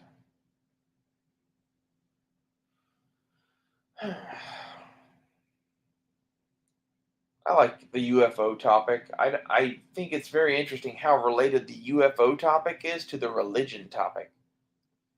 And that's how I came to this. If I was not looking at religion really this time around, I've looked into religions in the past and decided pretty much what I believed until I started going into super deep dives on UFOs and ended up making this crazy chart of tracking false gods through time. And I say false gods. Some of them are the real God, I think. I think there's like one of them that is the entity that keeps doing good things here, and one of them is the entity that keeps doing bad things here. And I think they play God and the devil to us a lot. And I don't know that either one really is. The thing that I believe is God is like Tolkien's universe. Elia Luvatar is the original thing, the thing that made it all, the thing that sang the song that started the universe, the thing that wrote the story, whatever.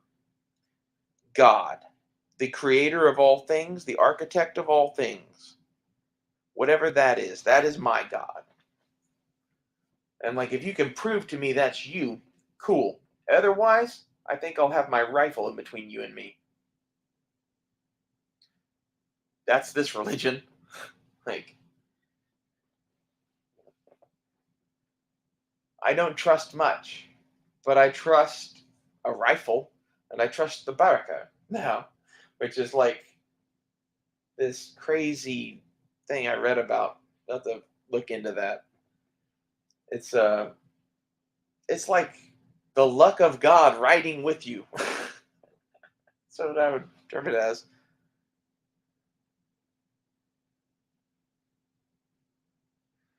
Black and shiny.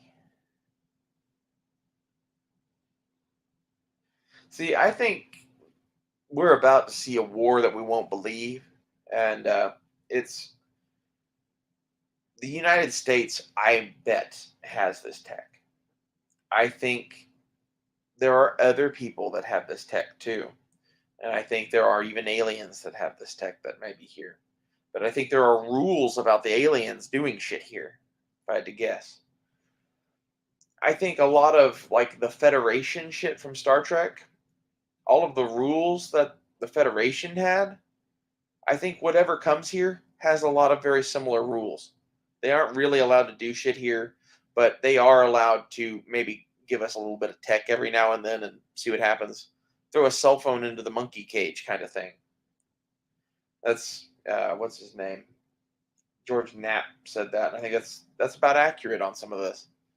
And some of this is they left some pieces of tech here, or somebody did, that is programmed in very specific ways. Like that wolf thing at Skinwalker Ranch. I think it's a little funny that it very subtly fucks with people and makes them leave it alone. That's if I were to program a protector for a spaceship, that's about how I would make it. Because like that thing could incinerate you in a second if it wanted to. By what it's doing on that ranch to the phone and other things, like it could incinerate you in a second. Probably with a thought. That's terrifying. But like the genie in the lamp or whatever, it has rules. It's a slave. It's tech. It obeys the will of its creator and the will of its user, whoever that is. And I think there's like a genetic key to that in conjunction with some sort of like soul, mental, like it's a whole thing. You have to be the person. And it's not anything that you can just go and become. It's something you're either born with or you aren't. It's like your soul. It's programmed to do that. I don't know how or why, but when I look at that Skinwalker Ranch stuff after reading through all these Bronze Age myths about these things, it's guarding something of great importance. That's why it does what it does.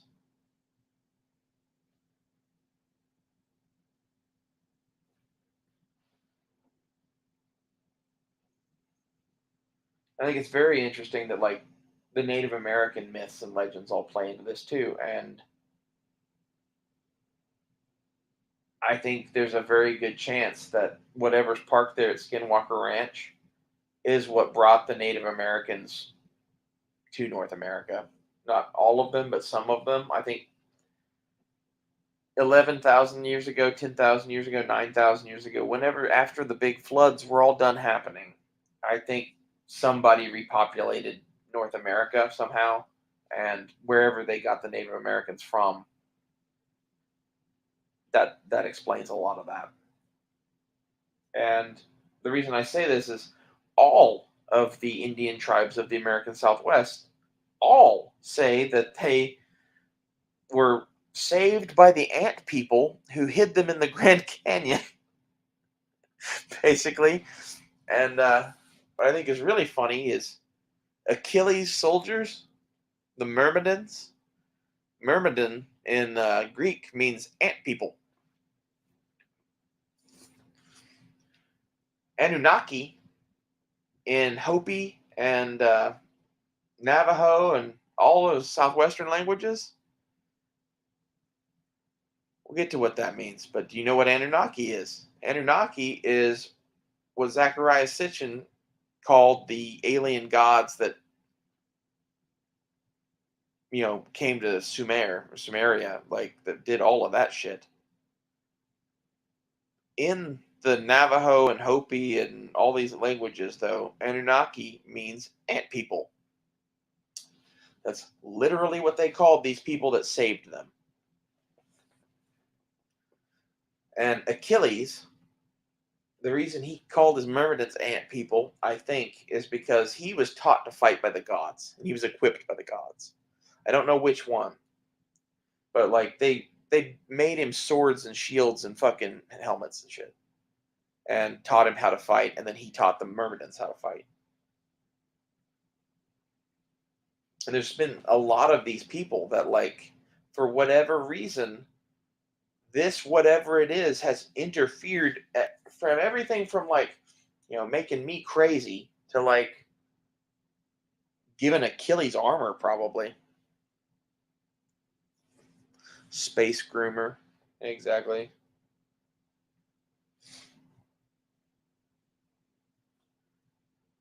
I just think it's weird that they call them all ant people. And honestly, that makes me feel better.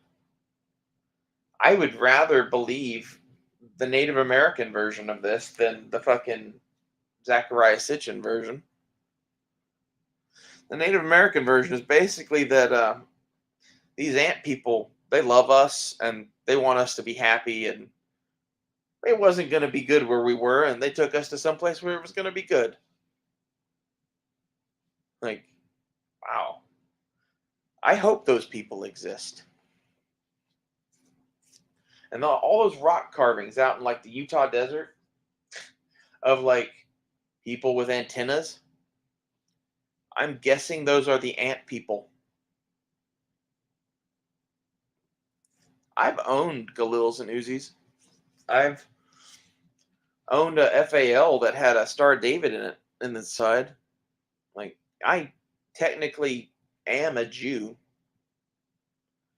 I think a lot of people are. Like, my last name is technically Jewish, or could be. So, and like my brother converted to Judaism. I have nothing against Jews. I just think that what's going on in Israel is a little heavy-handed, to put it mildly. Basically, are the Muslims fucked up people? Yes. Does that give you an excuse to go there and shoot them in the face and take their land? No. Was that your land in the Bronze Age? Maybe. I'm going to even go with yes. Is that your land now? I think there's some negotiated claim that could be had to part of it, but like there have been people on it between when you left and when you got back, and you need to address them.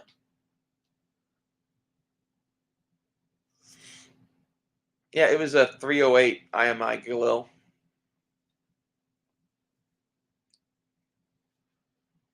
Like, this is the thing, I think that like in reality there is no real true form of Judaism outside of maybe somewhere here in the US or Europe. There's like some like Hasidic group or something that is like, it's so clustered or whatever, it hasn't been touched by any of this.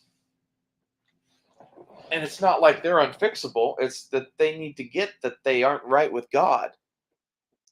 And the sad part is the Muslims are really upset because for a while they've been more right than God with God than God's chosen people. And I think a lot of what happened to the Jews over a long time is not punishment, but there's something going on with them, and whatever this is, they're chosen by him for some reason for something, and he doesn't like it when they don't do what they are supposed to do. And I don't know that that's really like God. That could be like a little g fake God doing that with them, for all I know. But there's something to that. Like, I don't know exactly why every time they go somewhere something horrible happens about them. But like the Spanish Inquisition is one of those things that like that should not have happened. It's unexcusable. At the same time, can you really blame the entire world as being anti-Semitic when it's you that keep going places and causing problems. And I think this is the problem when you are a people without a homeland. And this is where you get Zionism.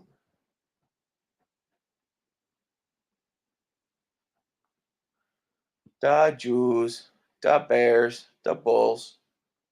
Yeah, like it's a team. It's a team like anything else. And that's really what this whole thing is. If this is a church, this is saying that there are no teams.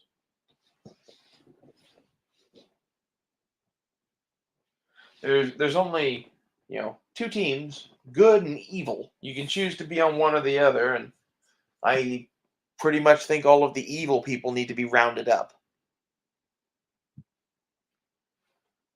Not like, you know, rounded up and killed or whatever, but like if you're sacrificing children to Satan, I think we ought to stop you from doing that for a while.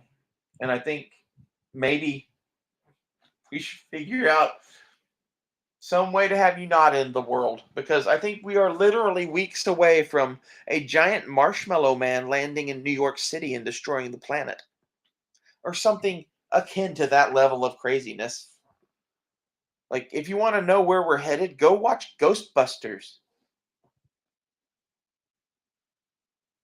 It's going to get bad, especially if they keep ignoring the will of God, if that's what this is, which I think is what it is. It's the only thing that explains some of the things that I have seen in the last few weeks. And if we do have a giant locust attack on Washington, D.C., then I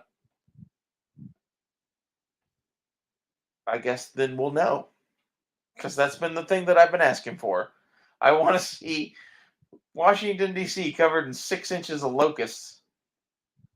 I don't want the farmland, just D.C.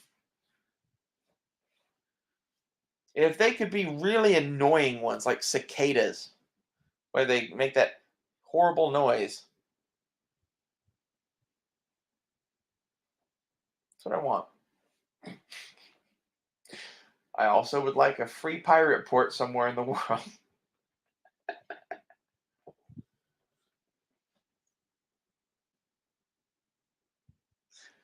And like the best forging setup in the world so I could just make knives. That would be cool.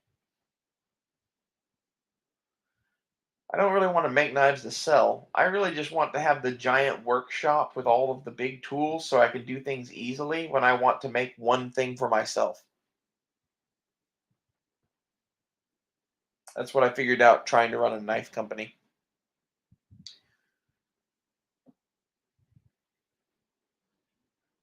It's a lot of other bullshit just to have a fucking giant shop of tools. The cool part is like when I sold off my shop equipment and stuff, I sold off all the stuff that I didn't like, needed to upgrade, was worn out, or didn't think I was going to use ever again. And I've come to realize I should not have sold my Kydex making shit, but I needed to upgrade on that shit anyway. So whenever I get land and rebuild my shop, it's going to be better. I kind of figured that my initial blacksmith shop, I'm going to pick, I don't know, 8 of the best trees I can find that are the tallest and the straightest. And I'm going to start nailing 2x4s and shit in between the trees and just use them as a thing to make a temporary roof over whatever I'm going to hide my shit under till we can build a better building.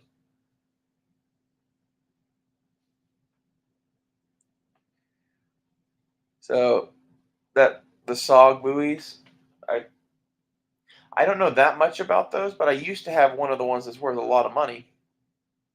I bought it for $150 at a gun show because I wanted a MacB SOG knife, and I thought they were super cool. And this was one of the, probably not that batch of 1500 numbered ones. It wasn't numbered, but this is one of the ones from the 80s. And I ended up selling it on eBay a few years after I bought it for $900. And it was one of those things like, I really liked that knife. I did not like that knife that much. And really, like, if I could figure out a way to get money out of eBay again, now that I've been banned from PayPal as being a terrorist. That's half of why I've decided to start doing this. Is not 2 years ago, like a year and a half ago, I was banned from PayPal as being a terrorist because I have warrants out for my arrest in Cuba, North Korea, China, and Iran. Considering I've never been to most of those countries, I think that's funny. But apparently, just talking about the shit that I talk about on the internet is enough to call me a terrorist in those countries. And those countries are in with PayPal. And I got visited by the FBI because of this and a couple of other things that really had nothing to do with anything. Like, you would think of the things that would get me a visit from the FBI, it would be me talking shit, right? No. It's this shit. And then I ordered body armor from AR500armor.com on PayPal. And that pulled my PayPal account as, being a terrorist organization. I'm just like, well, you don't know the fight you're picking. So now I do the will of Allah.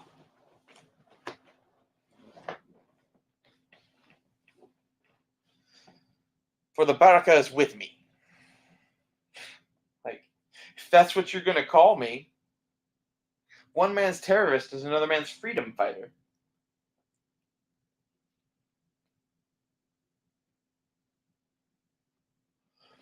I like to be measured by my enemies, and I'm glad to count Iran, Cuba, North Korea, China, and wherever the fuck else it was on that fucking list as among them.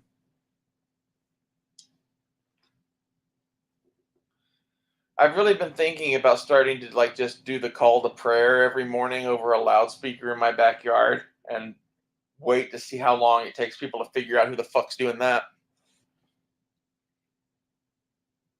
Be like, Allah!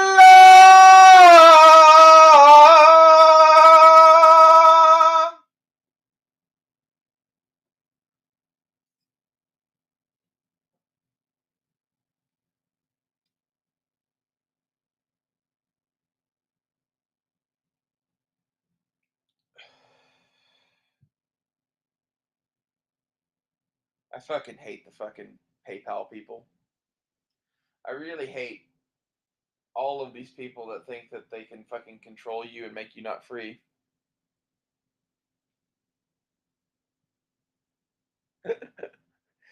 Honestly, this is the thing is I've realized the Muslims are a group of people that could be easily manipulated by me.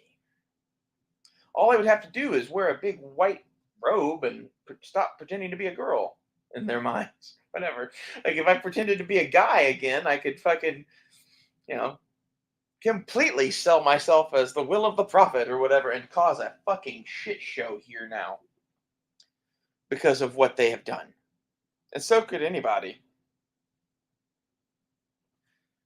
Battle Elf, probably not. Oh, you'd be surprised. You can do anything if the Barca is with you.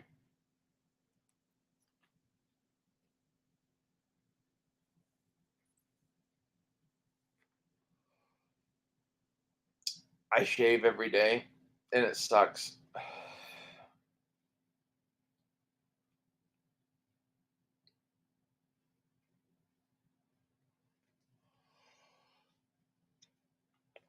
I would kill to have laser facial hair removal. It's not in the cards at the moment. That's mainly I need money for other things. And shaving is free. Or, well, cheap. It's not free. If you do it right, it's cheap. If you pay the fucking pink tax and do the shit that I fucking actually need to do to make my face look good, it's fucking expensive as shit. That's a totally different topic that no one listening to this will ever care about.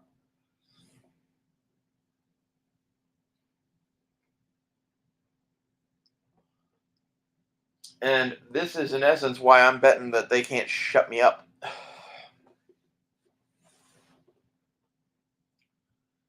Especially if I keep intermixing transgenderism, the Blues Brothers, John Milius, Ghostbusters, and Christianity, Judaism, and Islam all in one thing. Good luck.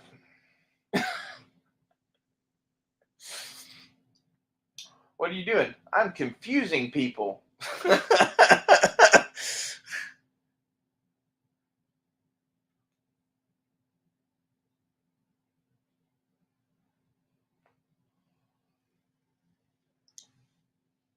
Like, it's not so much a religion as it is anarchy.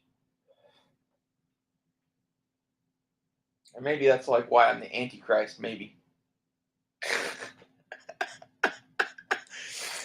I don't know. I've been having that debate lately. Is if you could go and fake being the return of the prophet, are you the Antichrist?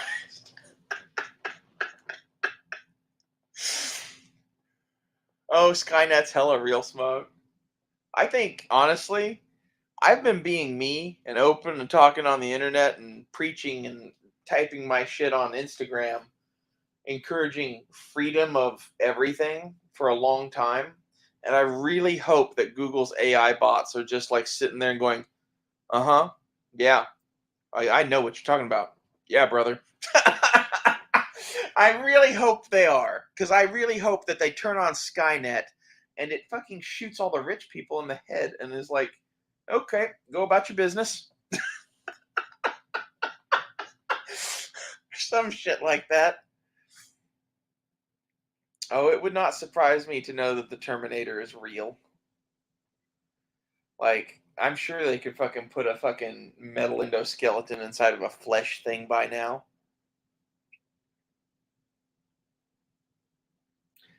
It really concerns me that turning the CERN collider on or off affects my entire world.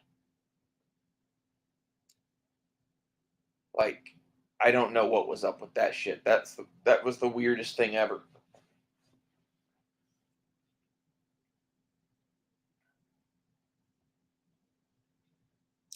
I wonder if they knew about the alignment thing that I could feel, and that's why they turned CERN back on when they did, is because that's when it was, and they're like syncing us back up with the rest of the universe for some reason.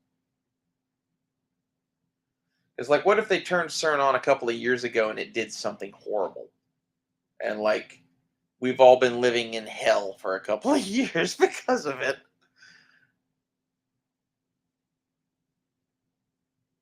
Oh, that's fun. Really? They built that on a temple to Apollo. That's not good. That's not good at all. Where's my notes? Ah, don't remember who Apollo was. Give me a second.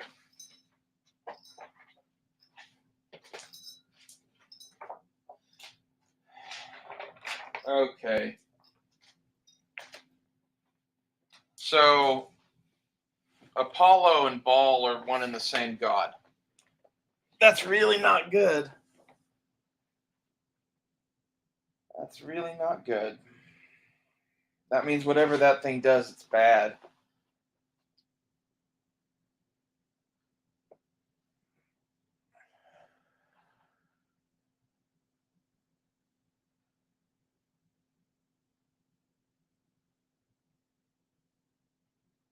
You mean the Goddard Tunnel ceremony? No, I haven't seen that.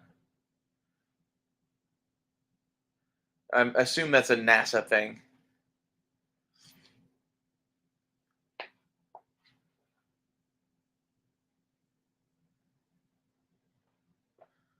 So I have Apollo and Baal being Ra, Mithra, Totec, and Utu. I'm not saying they aren't the ones you said too, but they've gone by so many fucking names it's hard to tell. I have two other gods that I have listed out here that are if Ra and Apollo and Baal are the atheists and the abortionists, you have whoever built the pyramids that has gone by the name of Odin, Pan, Mercury, Quetzalcoatl, Satan, Poseidon, Hermes, Thoth, Tapsukal, Ilirbat, Ninshubinir, Inky, Merlin. Like, whoever this is has walked throughout the fucking ages. And I think he walks with us now. And I hope. I don't know where he is and I don't know what he's doing, but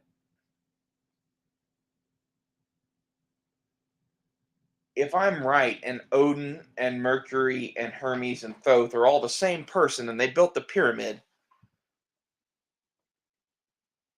I'm willing to go with some faith on that one. And then the one that I have is the other entity that I think might be God or Satan or has played or pretended to be one or the other is Uranus slash Aphrodite, Tezcatlipoca, and Iana, Aphrodite, Iana. Like, it's gone by a lot of different names. But for some reason, that god had its testicles cut off, I'm pretty sure.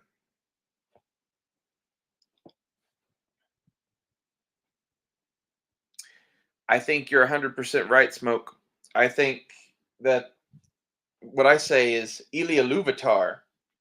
That's, the architect of all things in the Tolkien universe. He is the original singer of songs. He's the first. He created everything. And he created all of these little gods. And I think that's what's going on here is there is the big G God. And I think most of the churches on earth are somewhat pretending to worship him at least. That's a complex issue, but like some churches are legitimately cults to Baal. Some churches are legitimately cults to whoever. Others are the pure way or whatever. It all depends on the church.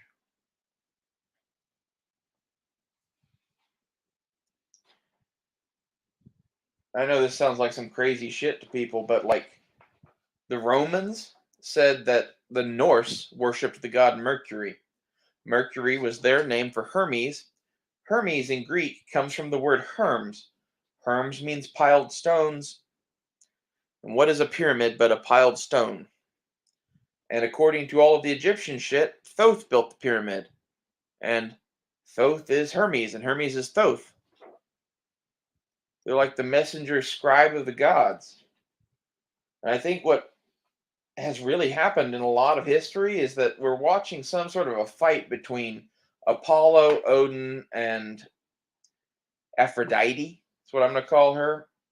And there's a few other characters that pop in and out. I have a fourth god here that definitely exists but doesn't do much.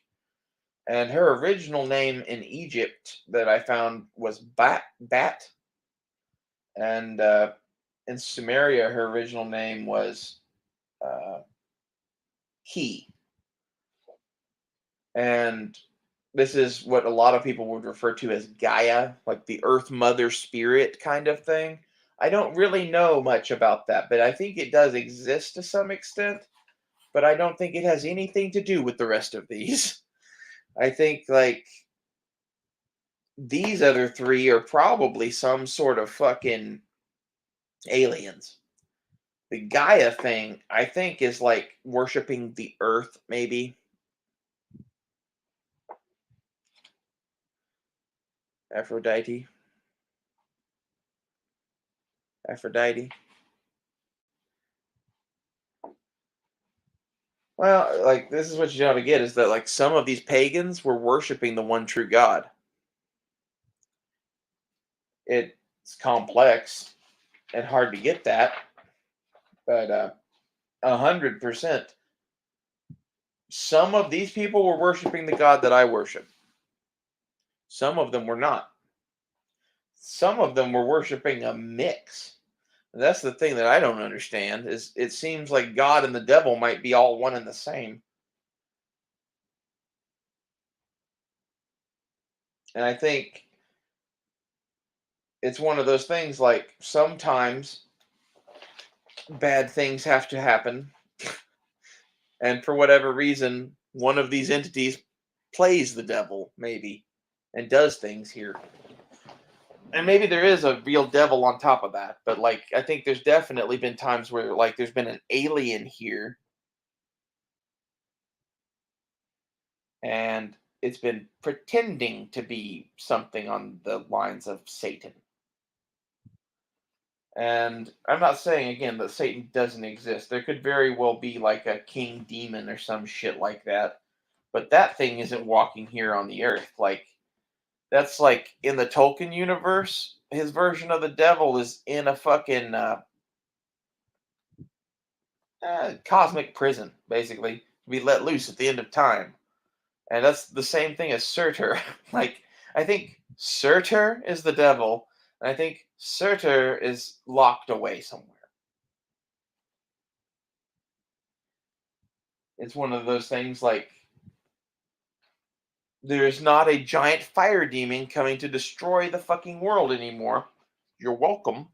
But you're also kind of pieces of shit, and you still need to think that there's like bad in the world, so I'm going to play the devil for you. And it's like, I'm not sure that any of these really represent the one true creator, God of the universe, like whatever you want to call him, the architect of all things. I really think that all of these are like demigods, is what I would call them. Like, it's, more than a man, less than God, not an alien. And maybe they're like an interdimensional being. But for whatever reason, there's some of them that they live here on Earth. They're stuck here. This is their place. And like I think to some extent they protect us from things we know not exist. Just by their presence here. It's like me having a cat. I don't have my mouse problems in my house at all. Like no one ever fucking will if you have enough cats in your place. Like the act and presence of having them there makes rodents run the other direction, usually, or run towards them and get dead. And that's I think that's much as what these are. These are some sort of like spiritual cat that some of them are good and some of them are bad. And if you sacrifice all your babies to Baal, eventually the devil gets his due. One of those things you can run on for a long time, but eventually the locusts come. I guess I think that's where we're at in the story. I think the locusts have come.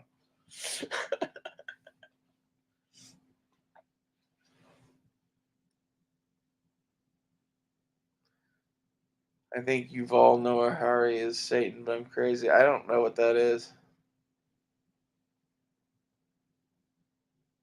Well, do you think that's what the monkeypox is? The monkeypox boils? Yeah, it could be. I'm not worried about that. Like when COVID was sweeping the nation, I just went and had unprotected sex with the whole world. So like, I don't know. I think I'm unkillable now, or maybe I have the AIDS. But either way, probably not going to die from monkeypox.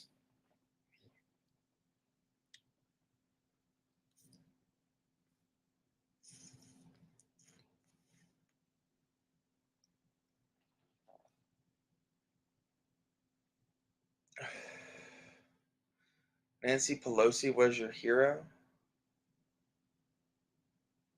I don't know what you're talking about.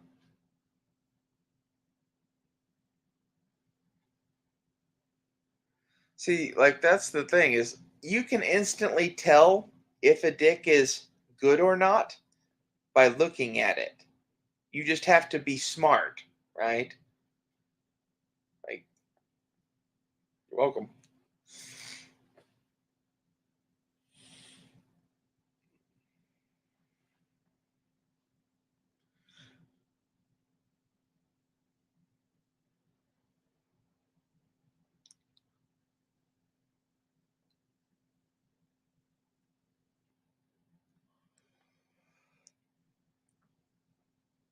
Skeletor isn't my hero.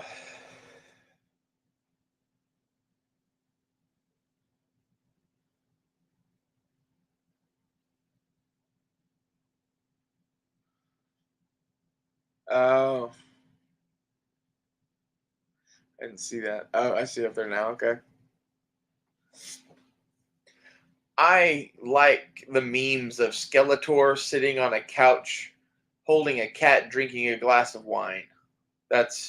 I've made a few of those, and that's me. That's what I want people to think anyway.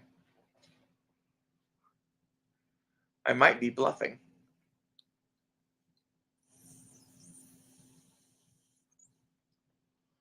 You never know.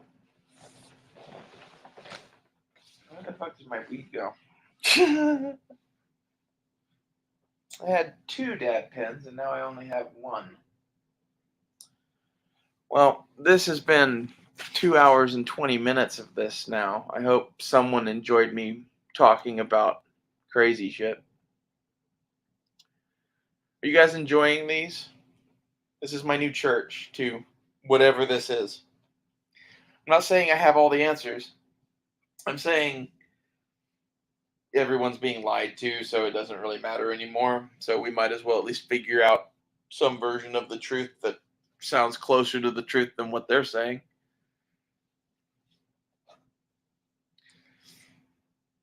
Honestly, I would fuck Nancy Pelosi.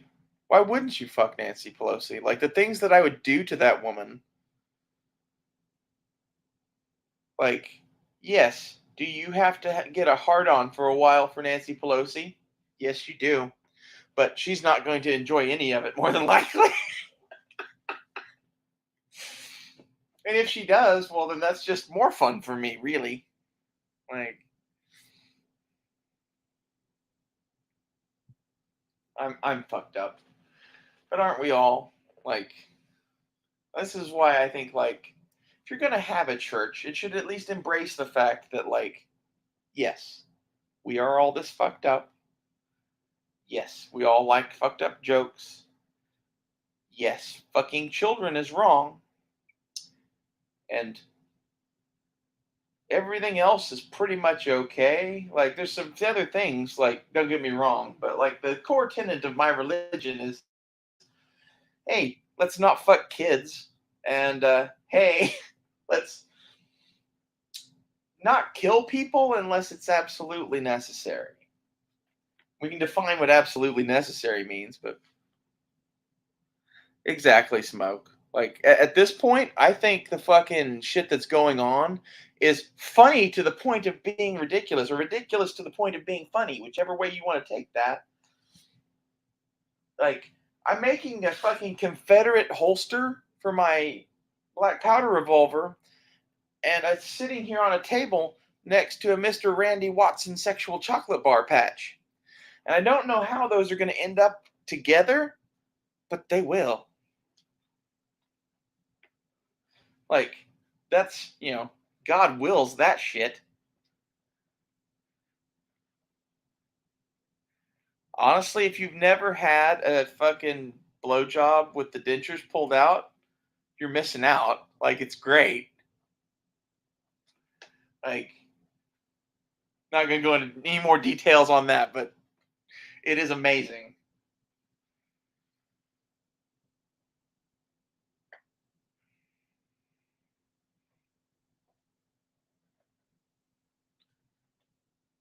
Just waiting for the response to that now.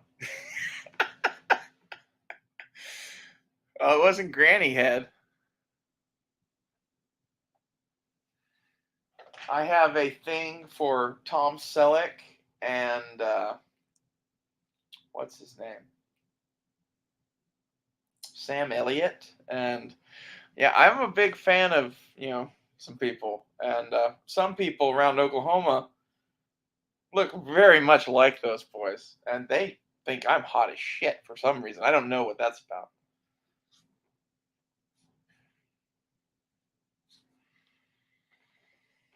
Grandpa head, exactly. And I'll admit, I didn't ask for that. It just kind of happened, and I was like, "Whoa, whoa. Oh, oh, shit, whoa, oh, okay. I guess we're doing that now."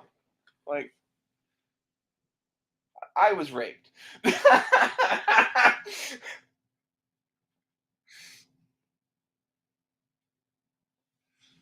Find my other fucking weed pen. I can't end this on fucking grandpa head. I have to keep going.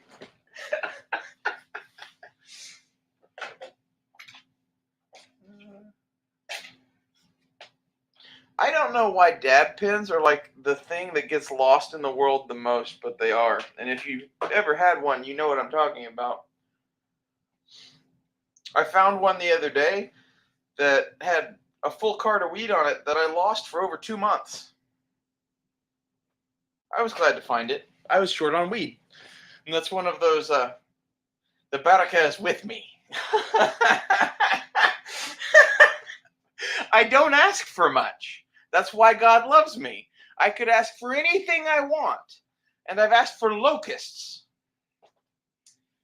This, boys, is why I do the will of God and the prophet or whatever.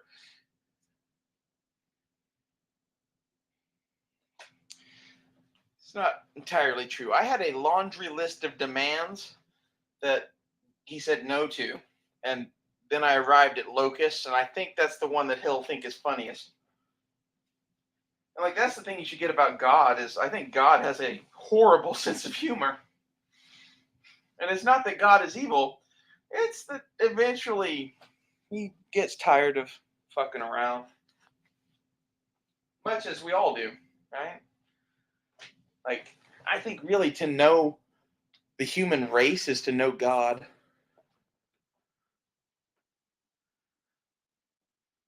Battle Elf unsubscribed. That's why you got monkeypox. I probably do have monkeypox. Probably have whatever. I don't care. I've already told people that I'm going to sign a DNR and just die when I die. We'll see. I'm betting that I live to be like 100. Because I'm cursed. It's like, this isn't a good thing. I don't want to live, really. Like, I think it's kind of awful. I don't know. Maybe I can find a medication that helps with this shit or something. But at the same time, I wouldn't want to be any other way. Because it's like, when I look at the fucking world, the world is made up of these people that, for whatever reason, have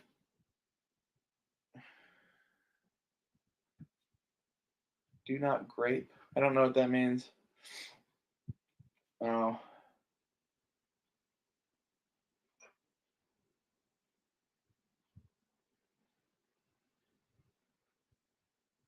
Oh. The DNR for me is more or less that I don't trust hospitals anymore. I don't trust doctors anymore, and I think basically there's no reason to talk to those people. I can cure myself in much better ways than they can. I've already proven that. I was told not very long ago that I would probably never have higher brain function again. So, shows what they know.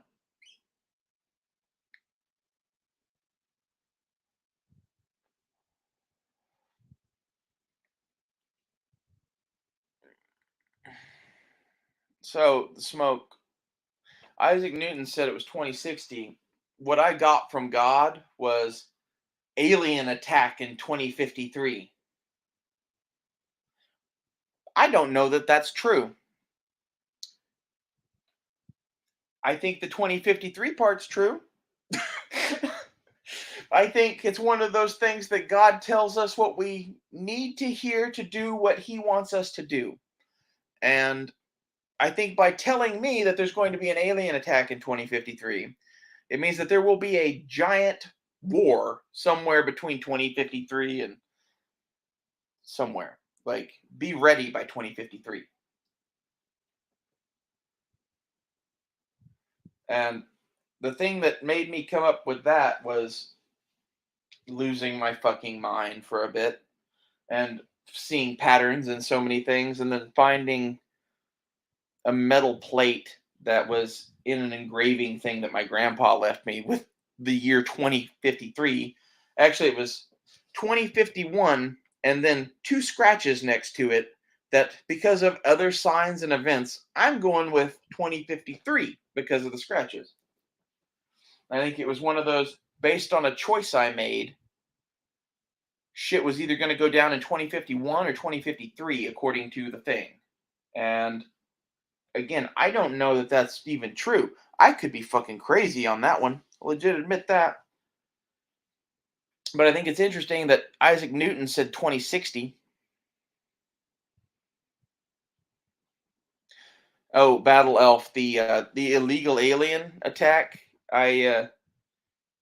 Along my journey of asking God for punishments and shit for Washington D.C., the first thing I asked for was give me an army worthy of Mordor. And I shit you not, there's a wave of people in South America slowly walking north. I don't know that those two things are directly connected, but it makes me really laugh very hard. Extremely hard. The second thing I asked for was the Georgia Guidestones to not be a thing anymore. Like, this is the stuff that, like, I might be crazy, but I think if I am, somebody is messing with me.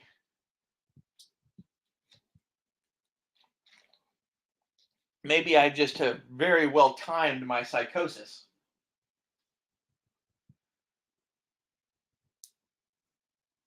But after I went through all that shit, I had a bottle of fucking antipsychotics, and I popped one of those and went and took a 12-hour nap and was fine. And it's one of those things that, like,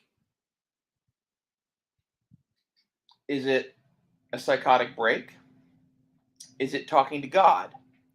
Is it both? I don't know. But the last time this happened to me, I wasn't ready and I was hurt by bad people, basically. And I think to some extent, whatever is going on with my fucked up brain is from God to some extent. I I don't know what that's about.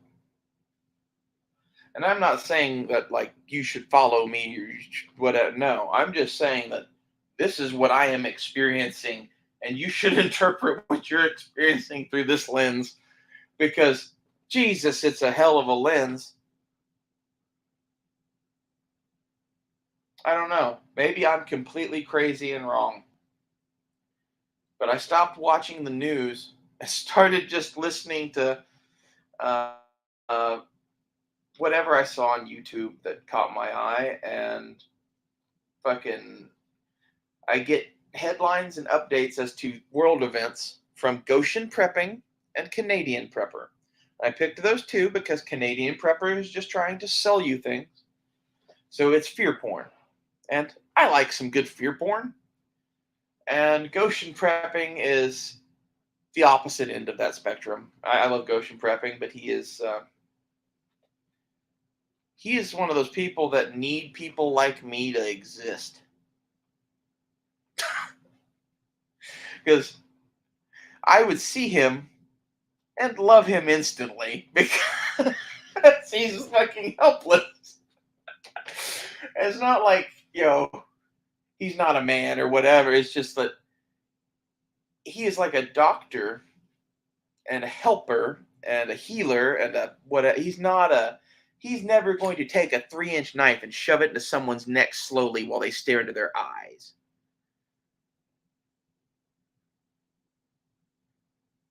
Battle Elf, that's, I guess, where we differ. This is why I'm a girl and you're not. Like, my God, it was the best.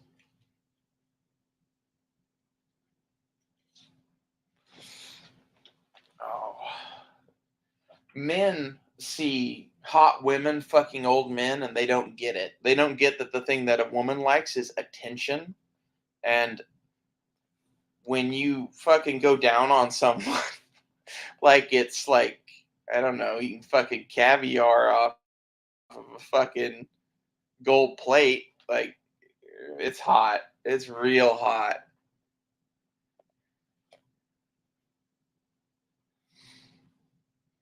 Like, this is the thing, is I don't think any of this is wrong.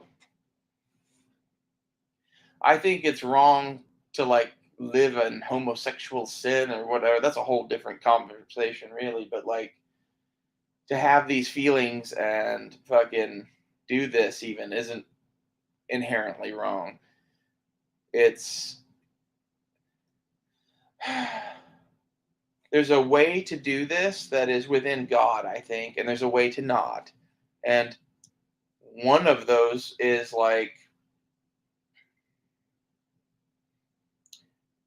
San Francisco.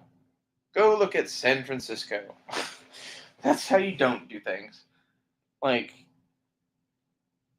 I like to fuck for love, and those people don't like to fuck for love. And that's the issue with most of the gay community. So, super straight. Well, I like guys that are sort of straight.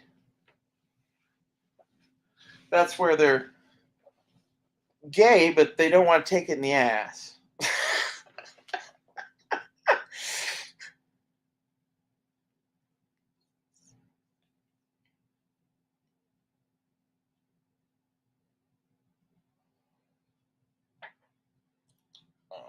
Really, I'm head over heels in love with fucking Dakota still. I don't know how I'm ever gonna get over that bitch. She showed up tomorrow and like wanted to go die doing blow together in northern Mexico. I think I'm not saying I would say yes, but I would at least want to go watch. Like, keep her safe until she died, I guess. Like, she makes really horrible choices, but I love her. That's where we're at.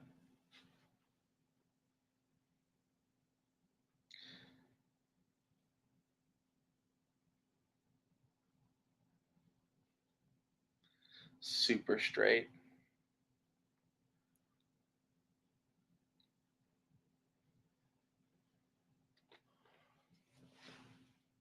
I don't think most people would like my thoughts on super straight. I think it was funny when it happened. Like, it's an epic troll of the whole gay thing, right? Because like they have just made up so much bullshit, and like I think that they have made up too much bullshit. I can't imagine how a straight person feels. Like this, I was talking to Flim Gunner. What's his name? Flim from the Sons of Guns. I was talking with him the other day, and we were talking about exactly this. And I said something to the effect of, "I don't care. I like to fuck men. I like to dress like a woman. I like to act like a woman. I hopefully pass. If not, I'm trying. As for everything else, like, it doesn't really matter. Do what you want to do or whatever. You're just an asshole if you come up to someone dealing with this and are like, you're a man." It's like, thanks, Captain Obvious.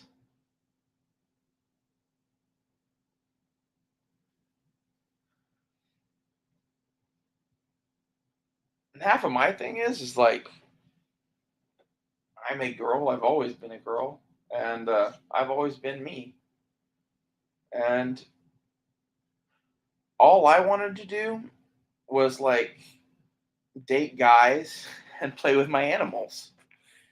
And then they fucked with me.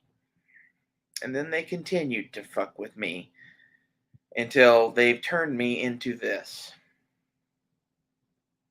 And I can turn it on and off like it's drawing a fucking gun. And I don't like being that. So I try not to be. I try to be the person I was before they fucking turned me into a fucking killing machine. Because that's what that is. That lowered tone that I had when I was talking there for a minute. If someone ever does that to you, you should 100% know that they are fixing to kill you. I've never heard anyone really discuss this in a serious way, but it's like, if I go to kill somebody, I'm not saying some cold ass shit to them or whatever, like Jules and fucking Pulp Fiction. I'm probably lowering what I'm talking like that to get them thrown off their game, and because I'm focusing on thinking about other things now. In order for me to like have voices and do expressions and the shit, that takes a certain amount of concentration. When all that shit just drops out of my voice and it starts sounding hateful, that's when you should get real afraid of somebody, probably. That's all I'm saying. And the amount of people that don't get that don't get the difference between someone who's a little mad at you and someone who is literally about to fucking cut your throat from ear to ear for what you just said, it's a distinct difference.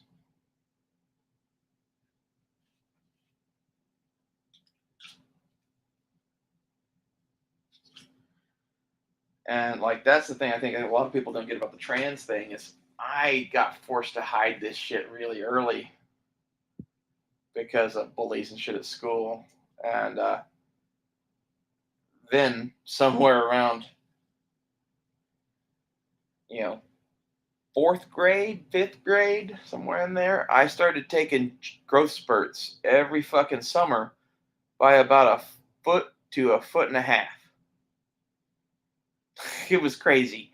Like, I came back one summer and I was taller than everybody. I came back the next summer, I was taller than the adults.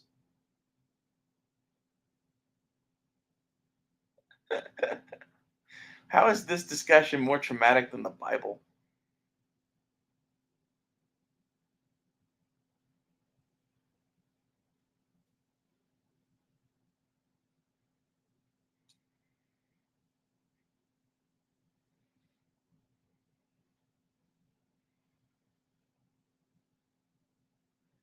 Anyway, once you're taller than the adults and you can do that voice, nothing else matters. Most people will cower before me in private. If I get a one-on-one fucking conversation,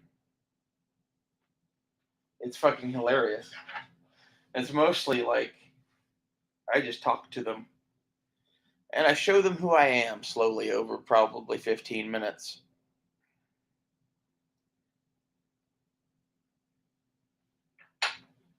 And usually I don't have to do much other than just talk, like not in a threatening manner or not even about threatening things.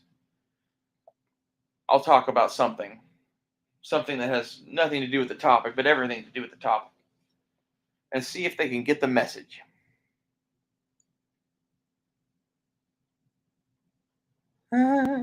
With the old man blowjob.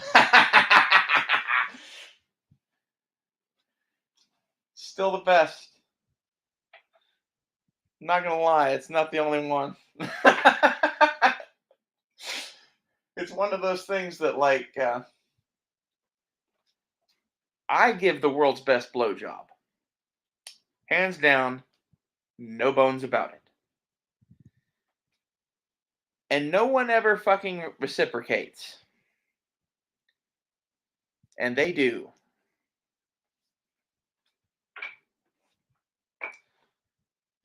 So I like them. And as far as me giving the world's best blowjob, imagine if the person giving you a blowjob could put put a fucking foot long hot dog down their throat and still be talking to you and sound like this, like I'm talking to you now. Now imagine the amount of control that gives you over your fucking tongue. I finally got Battle Elf out.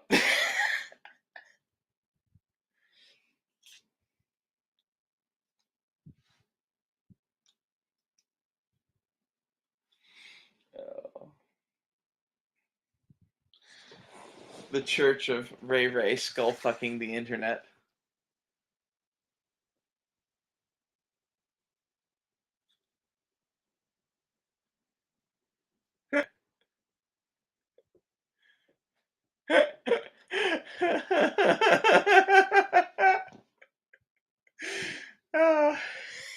he saw someone that has a channel that just swallows hot dogs whole. Oh, that's funny. It is a superpower. Like, it comes in handy. It's one of those things that, like, I could own the world if I wanted to. I choose to only do that to people I love.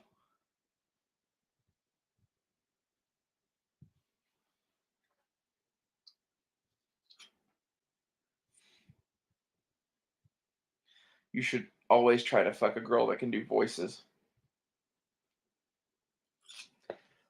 Worst case scenario, she's bad at head, but can do characters. That's fun. Best case scenario, she's like me and like can literally like twist her tongue into a corkscrew. Pretty cool.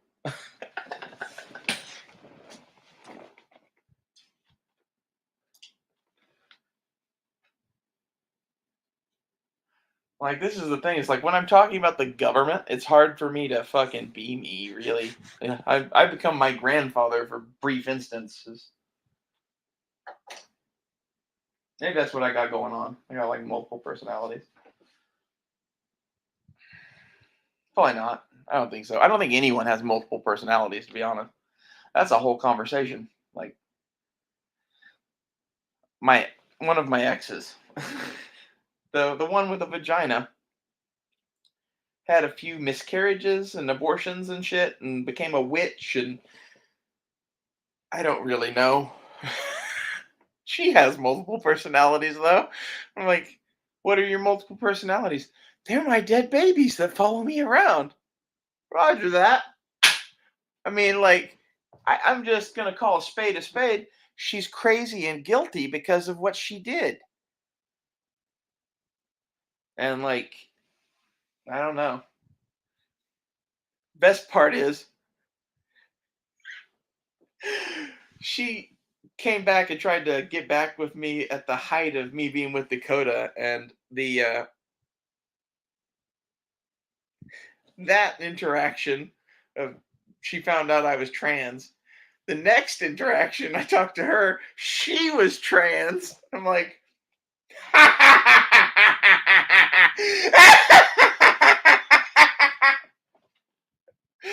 that's great. That's fucking great.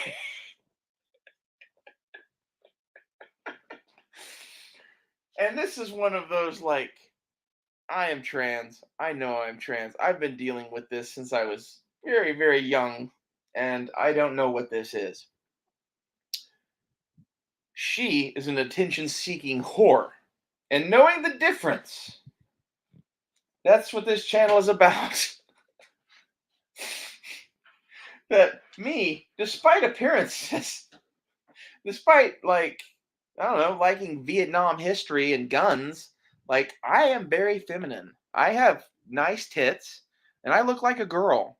I look so much like a girl that girl ended up deciding that she would become a guy because she was so unattractive that her ex-boyfriend makes a better girl than she does. And I'm not saying that's why I came out, but there are many reasons why I came out, and I hoped she would find out.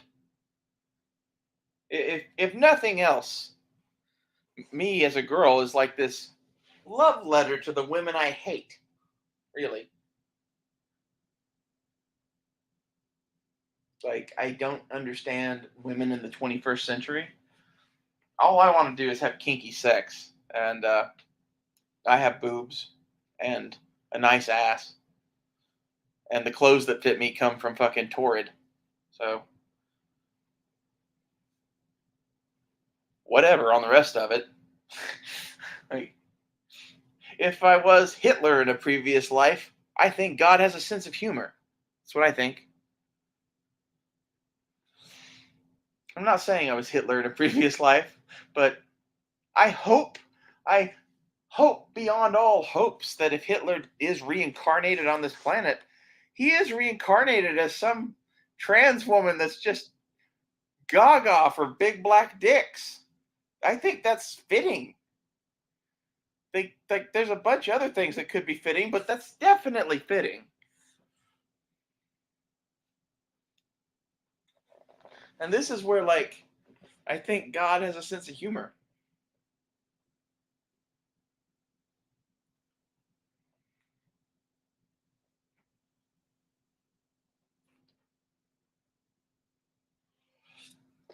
And Smoke, yeah, I adore the crazy ones.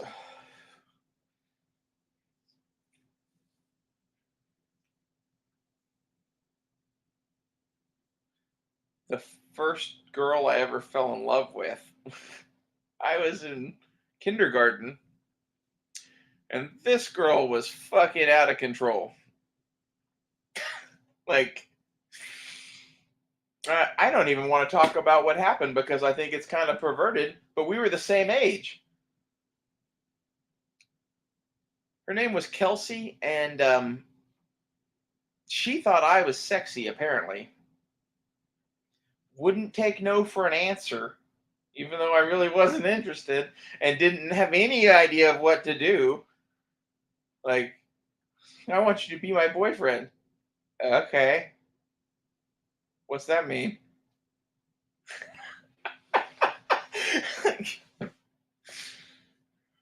I would love to know what happened to that girl.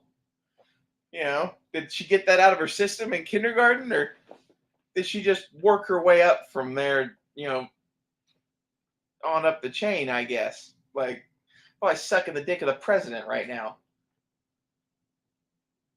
She has good instincts. I'll give her that.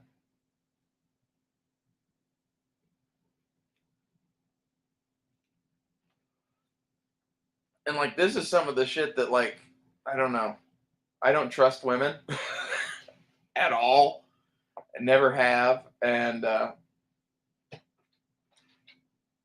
much prefer men as partners anyway.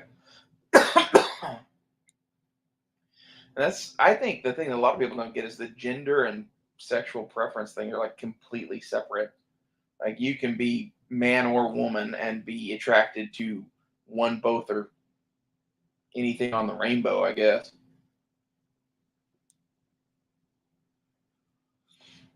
Now that we've driven off Battle Elf and it's just two people watching now, we talk about perverted shit. See, this is the thing I think is going to get an audience. I think I need to talk about perverted shit, guns, religion, and weed, and something all at the same time. Like, all the things people want to hear about. We'll mix in aliens and Atlantis.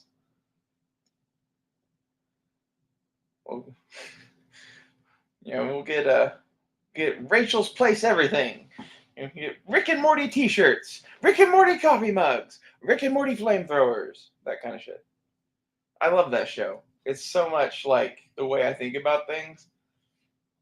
And I think it was made pretty much for my family to watch because, like, the guy's fucking name that made the show is my name and my uncle's name mixed with an I added to my name, and I'm not sure why. That's like the weirdest shit to me. And I'm not saying that show was made for me. I'm saying that's a weird coincidence. And there's been so many weird coincidences lately. What with the army of Mexicans marching north and fucking Stonehenge getting blown up, and if locusts show up in DC, that's all I'm saying, boys. Is I'm gonna like claim to be the one true living God or some shit, and I don't know what I'm gonna do with that. I don't know what I'll ask for next.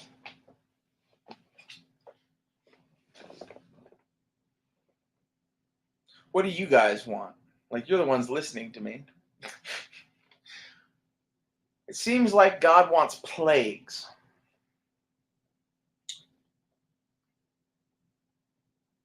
And if I ask for weird shit, he interprets it in whatever way he best wills it, which is dangerous. So Ask for plagues that he would have done in the Bible. That's probably safest.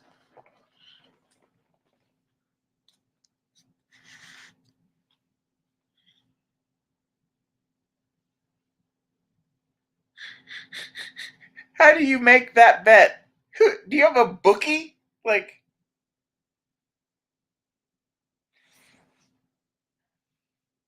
if you win that, I want $5.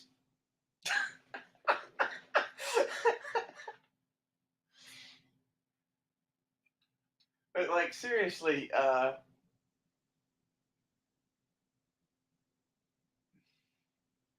now distracted by the fact that people are betting on the locusts. I asked, give me an army worthy of Mordor, and he sent Mexicans marching north. So this is why I'm saying we should be very careful about what we ask for, because if we ask for Gozer, we could get the Marshmallow Man in New York City. Or if we said, I don't know,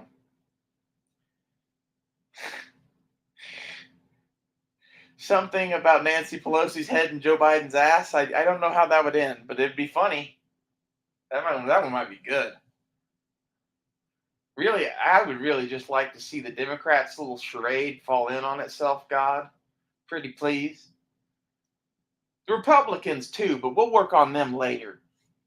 They seem to be, you know, the kind of shitheels that we're going to have inevitably. Thanks, God.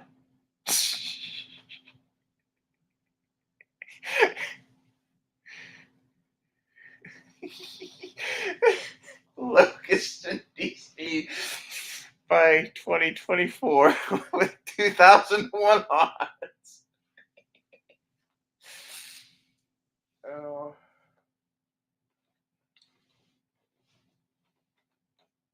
That's honestly, I really think, given what has occurred in the last 3 years or longer, ever since Trump got elected, or before then, even like Obama getting elected, we could keep going back. It doesn't get better. But in these last few presidents, things continue to get stranger. And like, I think maybe we would know that things could get this strange if there were iPhones back in the Great Depression. I think maybe some of the things that caused some of the things to happen in that are now like doing shit again, maybe. And like we got locusts last time. My other prediction is there's going to be a massive herd of jackrabbits. Massive. Unlike anything anyone has ever seen. They'll cover the earth. They'll be all over Texas and Oklahoma. That's me feeding the people by pulling a rabbit out of my hat. But this isn't even me asking God for something. This is a prediction based on what happened in the Dust Bowl. In the Dust Bowl, the jackrabbits bred like jackrabbits, and they took over all of these farms.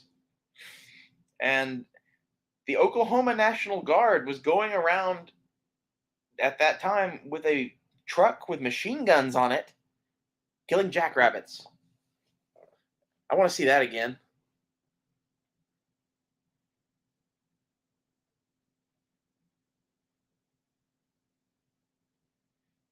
Wow. That's okay. Smoke says, I always wonder if they found some sort of blood in the mummy like Jurassic Park's claim for DNA replication and they made Obama in the lab. That's an interesting theory. He doesn't really look like the pharaohs they would have copied, though. It's like the ones they would have tried to get would be the ones from the weird royal line, the Akhenaten line, I think, and they don't look like him. That's when people are like, "What do the aliens look like?" You should go look at the pictures of the pharaoh Akhenaten. That's what the aliens look like. Not to put too fine a point on it, but that's Some Eric von Daniken shit for sure, but I think he's right. The thing that kills me is that Freud thought that Moses and Oedipus were the same person. That's an interesting one. I think it's funny that Akhenaten's brother's name was Tutmos, and that is the name from which Moses comes, believe it or not. That's the root name.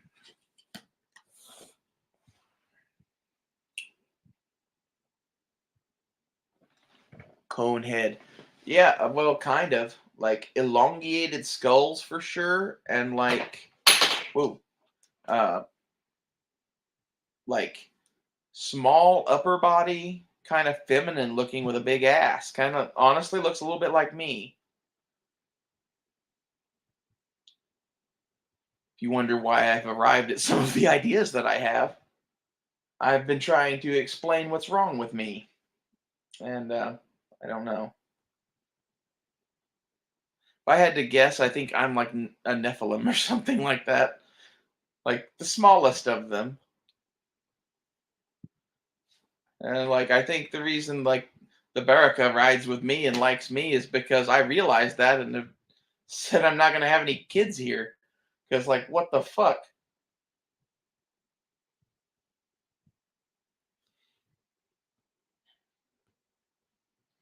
I definitely don't think anyone else should be like me.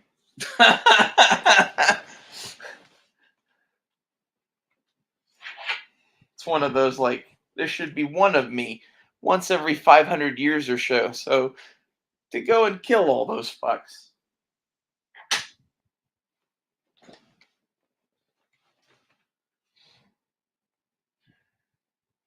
And I think they know that that happens every once in a while, and they've been preparing for it, and that's why there's fucking all the police that there are. I think it has to do with that. I think that the rich, powerful people of the world are really afraid that they can run on for a long time, but eventually the devil's going to get his due.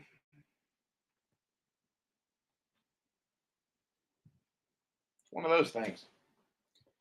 Eventually they're going to die. Eventually they're going to go before death and judgment. And all is as Allah wills it. I love the movie The Wind and the Lion. You guys really have to watch that, although it does make you sound more like a terrorist.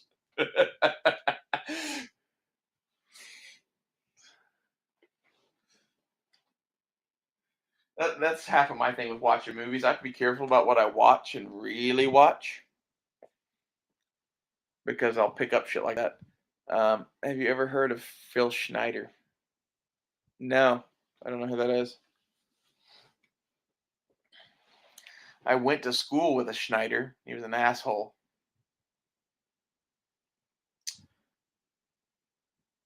He also has Nephilim DNA, I'm guessing, by the way. Now that I think back on that.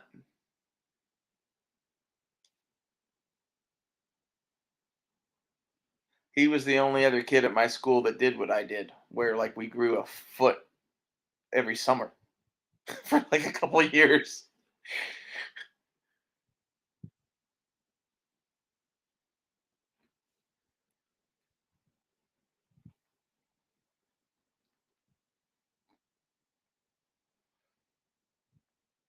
I like the idea of being like the shepherd of God, calling these people to fucking judgment because that's what they've called down. I am simply a servant of his will.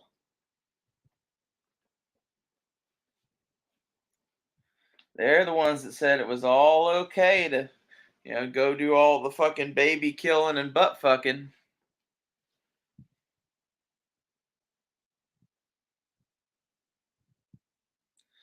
They killed him.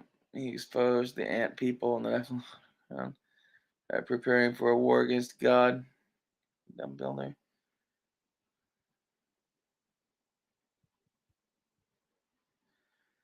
See, I'm 6'5", and I've met people that have this worse than me that are more like 7 feet.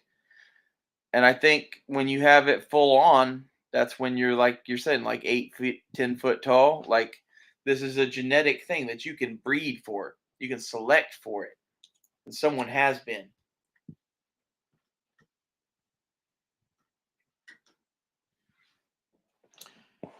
There's some of them that's in us for whatever reason.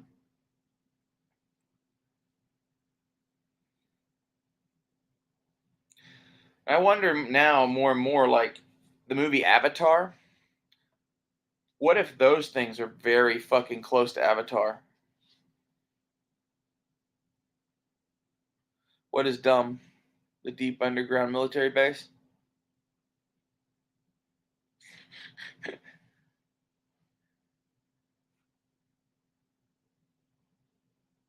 Yeah, I would believe that. I think that's the thing that I've talked about. That was guys in the Middle East that I fucked that said that they were guarding fucking holes in the ground that giants came out of that were allergic to copper. I think that's 100% what that is. I would not like the craziest conspiracy theory I've ever put out there that no one else said was that there are giants that live in the earth that are allergic to copper, and that's why all of our bullets are copper jacketed. I told that to E Honda, and he was like, "Oh, that sounds fucking made up." And I'm like, "I think that one might be true. Like that has the hint of truth to it."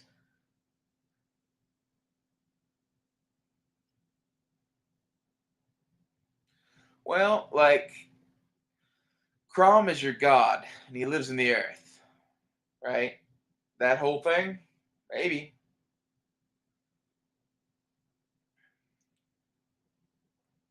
Wish I could find my other dab pen. Don't know what I did with it. I don't want to go take the time to look for it while I'm talking about it. We definitely live in a strange place, Smoke. Yeah, what is the Kandahar giant thing? I still haven't looked that up. I need to look into that. A lot of this weird shit, though, is in Afghanistan, Iran, Iraq, like Kazakhstan, Central Asia is where all the coolest shit is.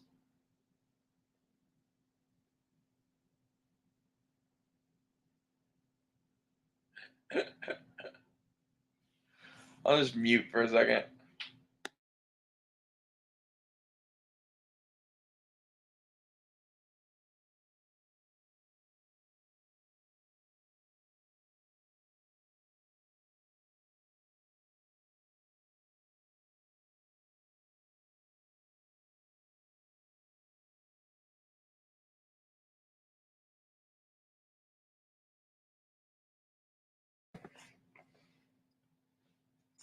Found it.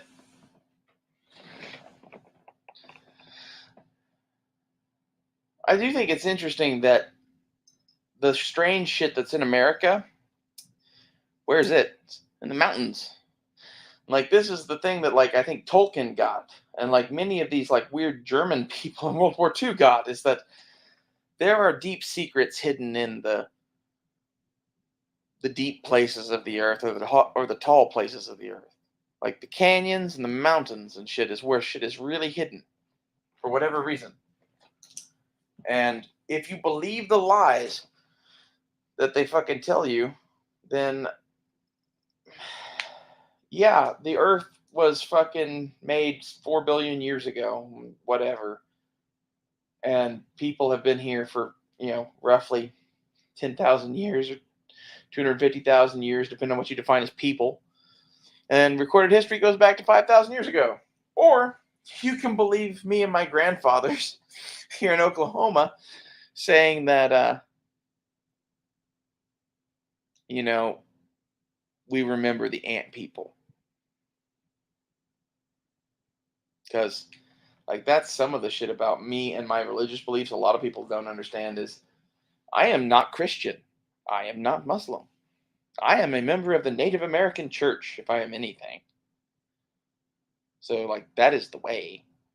Like, all of the fucking talk of Jesus and Islam and Muhammad and whatever is to communicate what I believe to you in your own language.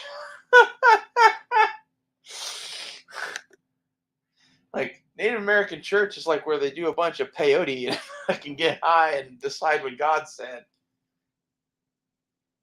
I think it's some Old Testament shit, to be honest. And like, this is the reason why, like, Oklahoma is God's true chosen land. This is the home of the Native American Jew. Like, or whatever fucking religion this is that I'm describing, because that's what, the Native American church is. It's when the missionaries came in and spoke to these Indians, they went, "Oh yeah, we know him." It's literally, that was the grandfather's reaction to the Bible. This, yeah, we've met him before. He's cool.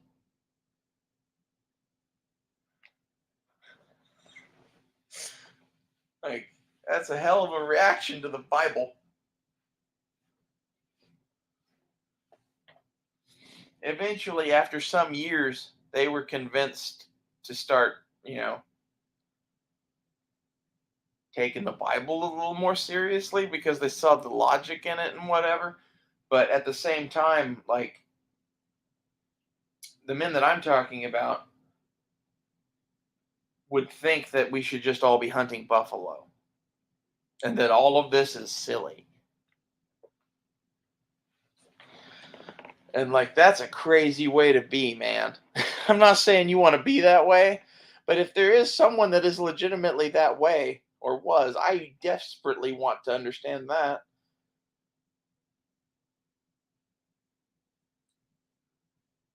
Like, they just figured it was all going to be good. Yeah, there's a big park on the river called the Gathering Place. I don't know what that's about. I think I've driven by it twice. Never been there. It's not my kind of thing. I found my gathering place. There's a, thing down the street from my house that is it's an empty field next to a library with some trees on it that shade a park bench. And I ended up there while, roaming. I was honestly, I think the CIA was following me or some shit or something. And I know that sounds funny or weird or whatever, but like, they do this to people. They want to see who you're talking to or whatever. And I played shadow games with them. I was calling my grandmother and having conversations with with her on the phone that was making their people that were driving around following me while I was walking drive all over the place all crazy. Like, they would be sitting there in parked cars watching me sit on a park bench, and then they would hear that I was at, this other place, and I would see 4 cars start and drive off simultaneously. And this is the thing, is I'm not doing anything, so they can do whatever they want. I don't care. But at the same time, I think it's interesting that they're really bad at their field craft.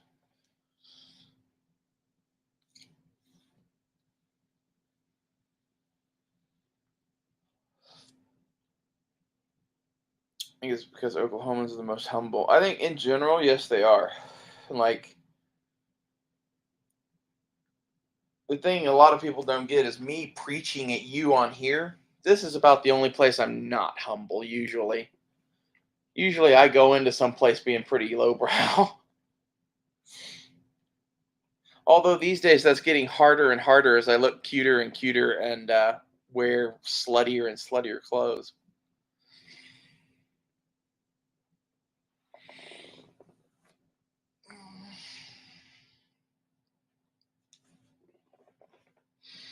Maybe I should dress up a little bit and stop being such a hoe. Probably not.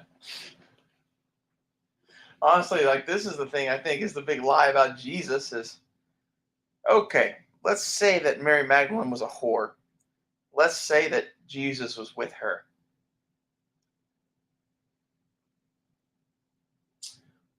Was Jesus a transsexual hooker? That's my question.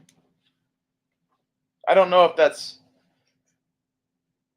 you know, I don't know. And that's the thing is, I don't think they would tell us if he was. Like, did they nail a tranny to a tree? Is that what our entire religion is based off of?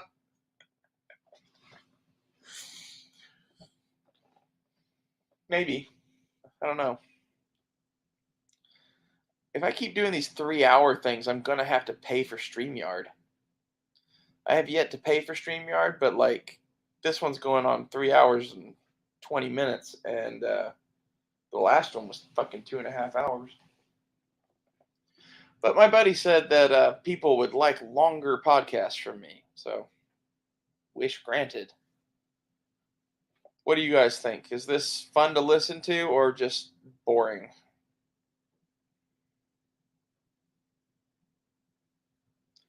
So this is basically what I do to figure out what to talk about normally. I get really high and sit kind of cruising YouTube and various other things and watching movies and meditating and listening to music and thinking about the notepad full of shit I was referencing earlier of all the different gods' names that are the same gods.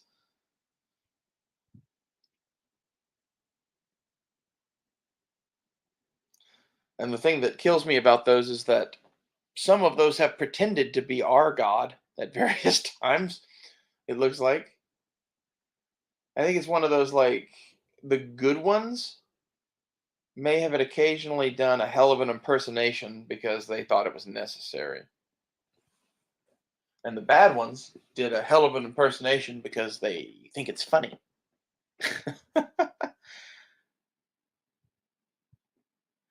Press 69. What is that going to do?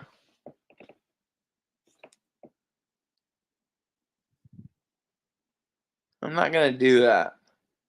It's probably some weird hacker thing that's going to like suck me into a portal.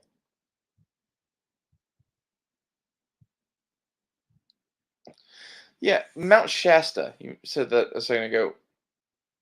I was listening about that the other night on Ancient Aliens again because I watch that show a lot because it is a good background thing.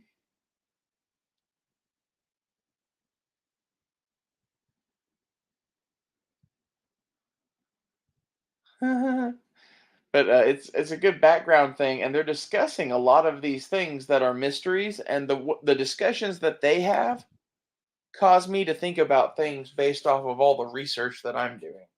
And that's why I like to watch Ancient Aliens. It's not that I think that's necessarily the way or the truth or anything. It's I love Eric Von Daniken, and I really love watching Giorgio Tsoukalos talk about anything.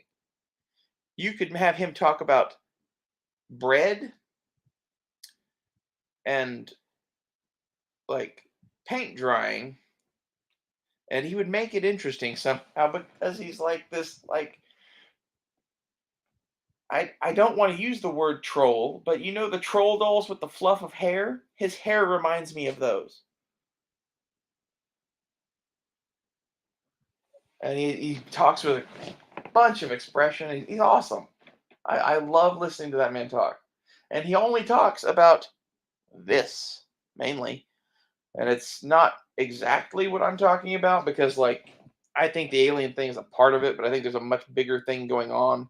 And you kind of have to work in Randall Carlson and Graham Hancock, the Bible, um, the Quran, probably at this point, it looks like, and several other things.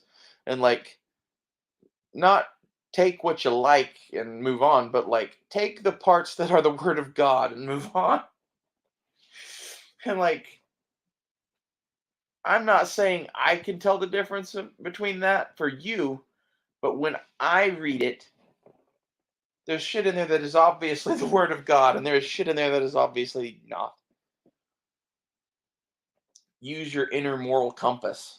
It will always guide you, like Jiminy fucking Cricket.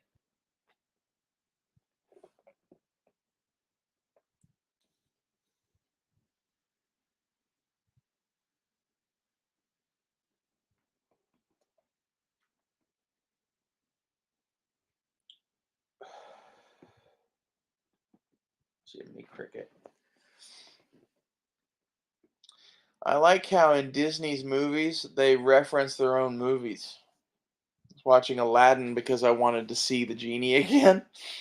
And when I was watching that, he made a reference to Pinocchio, he made a reference to Goofy, he made a reference to like 100 things. And I heard a theory on that that the reason that the genie does that is because the setting of that is never made fully clear. And I think Aladdin is set in a far-flung future after a nuclear apocalypse, and the genie is one of us that got turned into a genie thing somehow because that happens. I don't know how that happens, but I think that's the story. Really, it's not set in the Middle Ages or whatever. It's in a new age of magic in a far-flung future.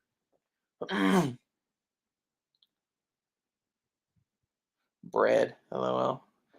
The conclusion always comes back to aliens.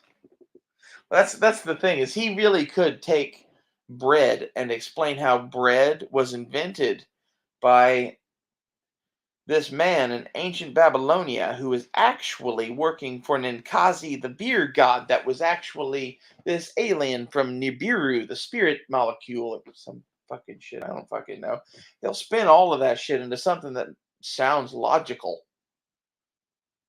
Aliens. My favorite thing on Ancient Aliens.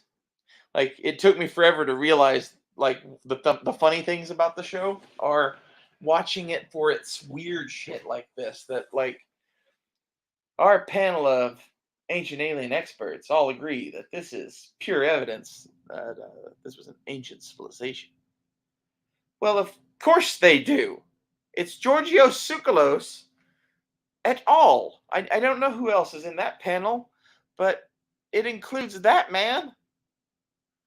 And I'm not saying he's not a good scientist or whatever. All I'm saying is I've heard him talk. And, well, some of what he said was true, probably. And some of what he said was CIA misinformation, I'm guessing.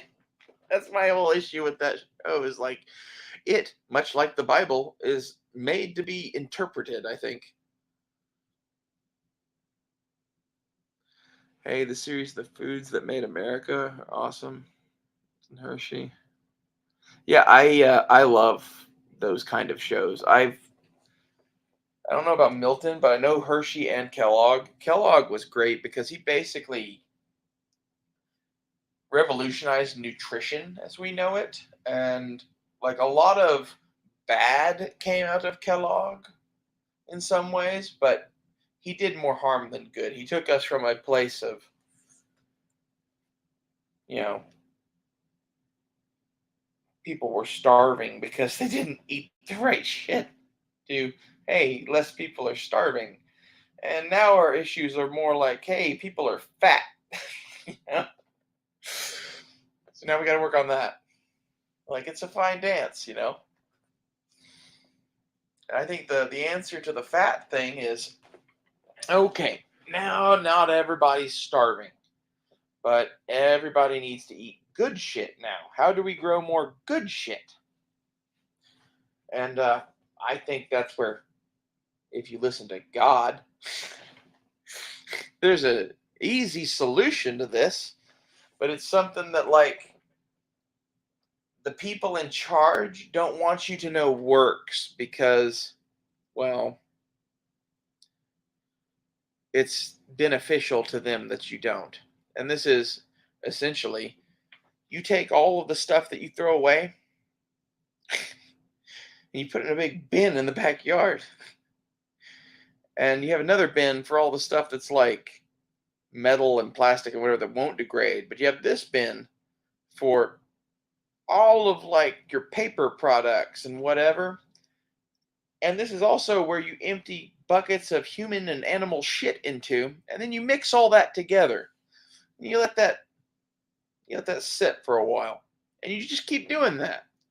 And eventually that shit that you're making there will grow better food than anything that they are currently growing.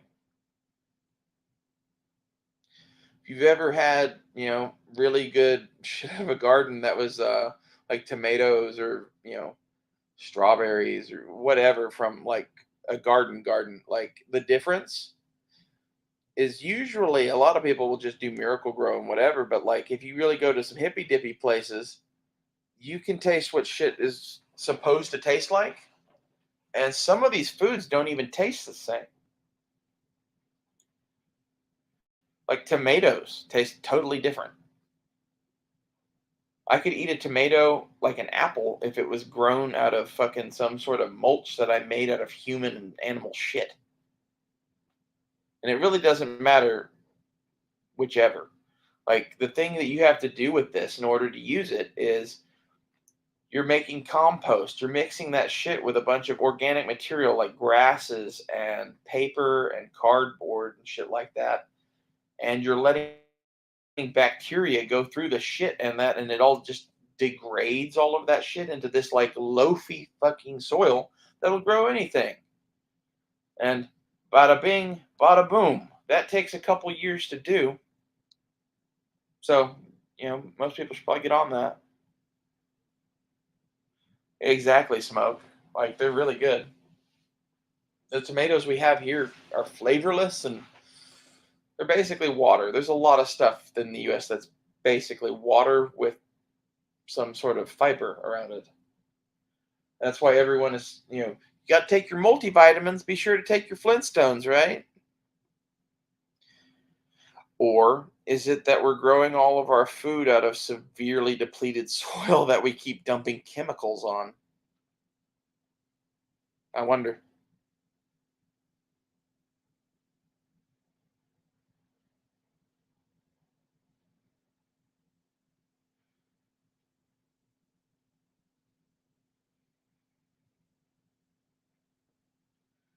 You, California. Oh, that sucks. I I've only had a real tomato like a handful of times. They're really good. I hate to put it that way, but like it's that bad now. Our food is mostly synthetic, I think. We live in idiocracy in more ways than we could ever imagine. They're essentially spraying Brondo on the plants now because it's got what plants crave, man. Well, I'm here being the last sane man on the planet, telling you that what plants crave is human shit, more than likely. Animal shit. Shit in general. There you go. Now you know the secret to the universe. Like, I think my grandfathers would be proud that the secret that I'm giving you to the universe is that plants grow out of shit, son.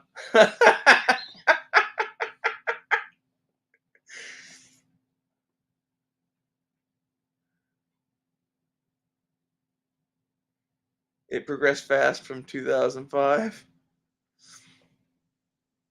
I don't think 2055 is going to see the light of day at this point, to be honest. I think my 2053 number is probably not too far off.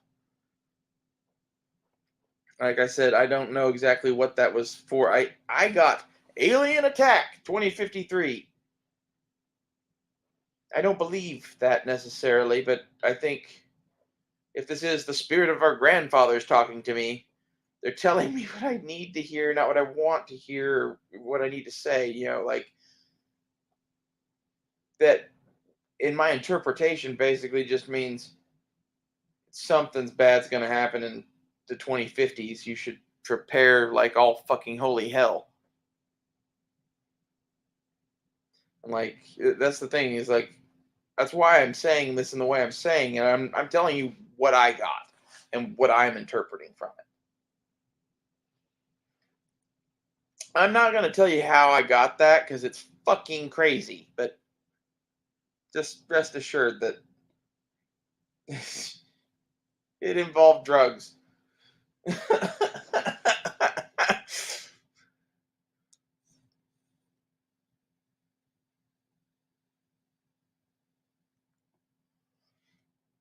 Oh, I didn't get that. Yeah, if they did claim 2505 in Idiocracy, yeah, that's not gonna ever fucking happen.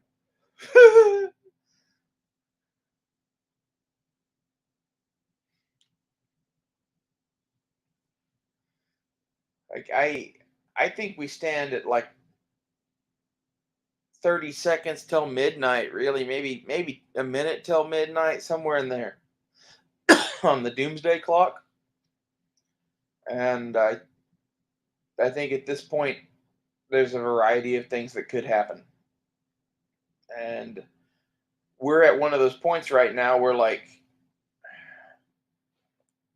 if you go watch the movie The Wind and the Lion, I keep telling people to watch this. It shows what's about to happen. The European powers are there in Tangiers negotiating with this guy for power or whatever. And what happens is an American gets kidnapped, and Teddy Roosevelt and the Marine Corps end up dealing with it.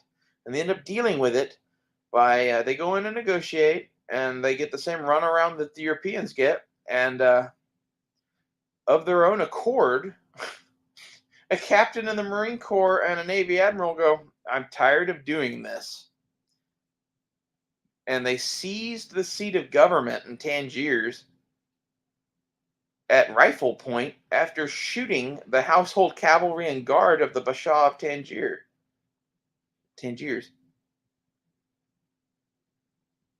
All of the Europeans are like, "What's going on?" Because you don't just do that. That's the Bashaw. That's whatever. How dare you do that? And the Marine Corps put a bullet in his head. Like, this is what is about to happen on a world scale with whoever has this alien tech.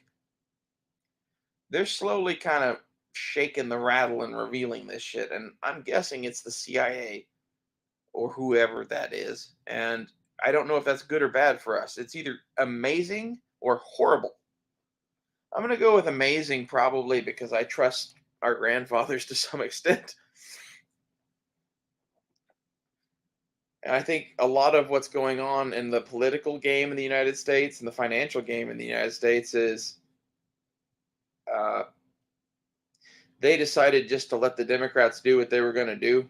And they figured that would cause World War III. And then they'll reveal their hand, you know, when none of the nukes work. Because, like, this is the thing those UFOs, by all accounts, in every UFO show I've ever fucking listened to, and every fucking thing I've ever seen or heard from people, they fucking can just turn the nukes on and off.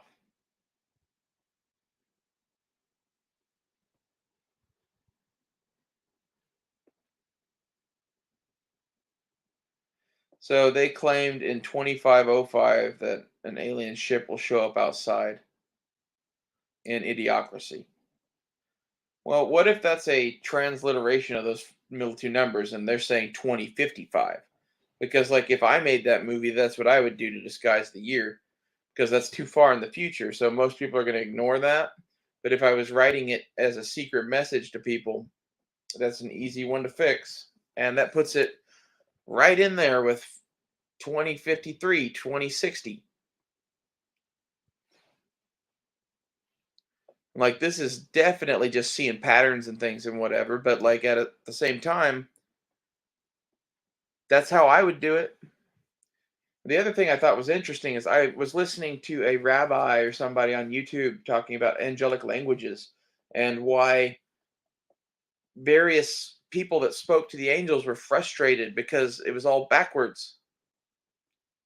They had to transcribe it and then flip it around and then write it again.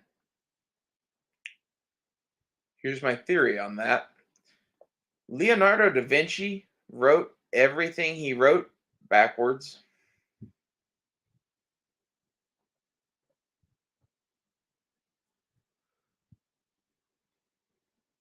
I don't know what that connection is, but my guess is that if he was just able to see in a way that he could read the angelic languages as they're meant to be written, he just started writing all his shit backwards too, because it would make it impossible for anyone else to read. Either that or what he was writing was in the angelic language, which is apparently written backwards. Well, there's definitely a connection to Leonardo da Vinci, and like this is the thing with me that I don't understand is no one taught me to make knives. I just started making them, and I got better at it. I went and talked to a couple old men, and they told me basically how to heat treat and basically how not to fuck shit up. Otherwise, I just kind of sat there playing with tools and shit, and I can make a hell of a sword now. Where'd that fucking come from? Like some of it is the internet and research and whatever, but some of it is there are people that couldn't do what I do if they tried to do it for 100 years.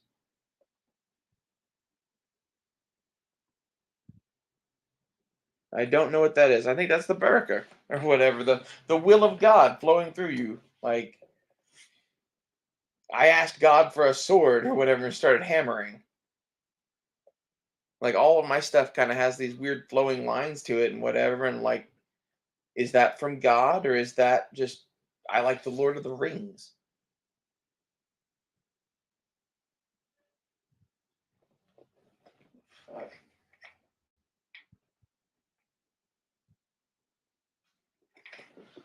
I swear I get more like trucks driving past my fucking house than anything. Yeah, I would love to learn more about past lives. Like I had a dream when I was a kid that was I was with Napoleon's army on the retreat from Russia and I was bayoneting people and I died pretty horribly.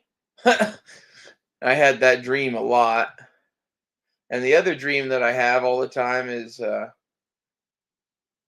swimming from like Virginia to Tangiers,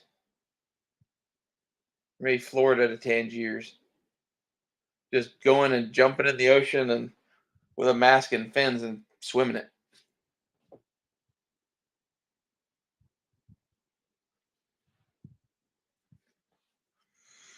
And I don't know why I have the urge to do that. I do it every night though.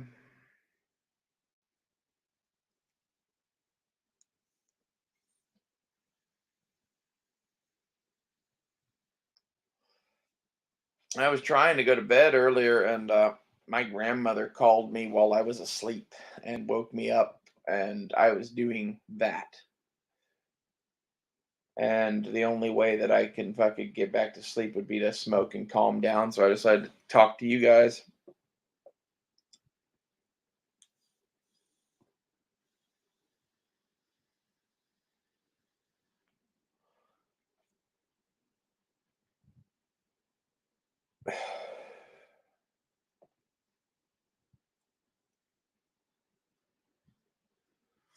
I definitely think the past lives thing is a thing. Like reincarnation is totally a thing. Like I think that's the message of the movie Highlander is it's not that you're immortal, it's that everyone's immortal. I think like when you die, the light at the end of the tunnel is the next vagina you're coming out of, baby. That's if I was God, that is exactly how I would do it. There'd be a brief minute there where God looks at you and is like, "Okay, you need this one," and like shifts your fucking like soul from one, you know, vagina to the other, maybe like. And he needs. Oh well, Hitler. Well, this one definitely needs to. Let's see. Pineapple up the ass. Pineapple up the ass. It is. It's the best part in Little Nicky.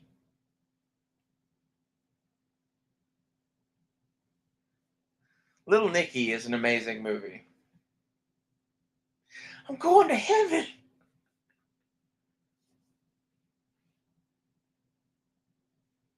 There's like so many parts of that movie that are just fucked up beyond recognition. Like so much. In a way, it would not surprise me to find out that I was the Antichrist. And that, like, I'm little Nicky in a way. I'm a bitter disappointment to my old man. And at best, I'm Jesus. At worst, I'm a retard. You know? Maybe I'm just mentally ill.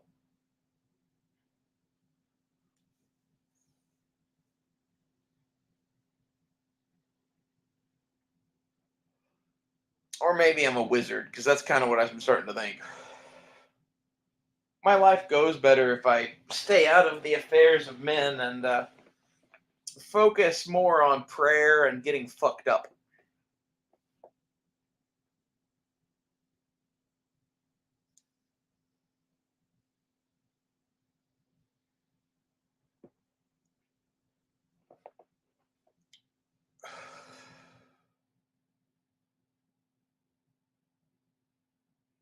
Past lives. I don't think the swimming to Tangier's dream is a past life. I think that's like I'm supposed to go to Tangiers and I know it. I don't know why. My guess would be that that recot structure thing is probably Atlantis. I kind of believe that now after watching the fucking shit about Morocco that I've been watching. Especially like The Wind and the Lion is John Milius, who wrote Red Dawn and several other things, right? He was hip deep into this conspiracy shit in the 60s and the 70s. This is why there's gems of knowledge hidden in his movies. And The Wind and the Lion is full of them. And if you know how to speak his language, which anyone who's watching this should have grown up watching Red Dawn, so you speak it. Go and watch it and see what you think John Milius thinks about the world. Especially knowing that for whatever reason, there's a bunch of things that point to Morocco as being the location of Atlantis. And know that the Sharif in The Wind and the Lion, the Razuli the Magnificent, is played by Sean Connery. He is the king of the Rift. Where do you think that Rikat structure is? Okay? This was a man that would demand gold in exchange for prisoners that he'd taken of Europeans. And then he'd take the gold and go throw it out there somewhere in the desert because he didn't want it, need it, or care about it. He had money. He had what he needed. He had a house with women and food and rifles and men. And, like, for whatever reason, they took the gold and threw it out there in the desert as some sort of offering to something. I don't fully understand that, but it's briefly shown in this movie. And that's a small detail that he left in for a reason. And that's not a message for everyone. It's like a message for like the 1% or whatever that's going to get the whole thing.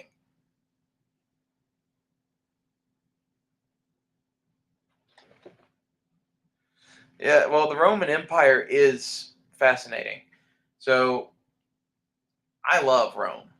I've thought many times about getting the SPQR tattoo on my arm because I thought that would be fucking cool because I'm a nerd and I did nothing but study Rome for a very long time. And the thing that I get out of Rome is that Alexander, when he did the Greek Empire, made a world. The Romans captured most of it, and then the part that they didn't capture became the Muslim world.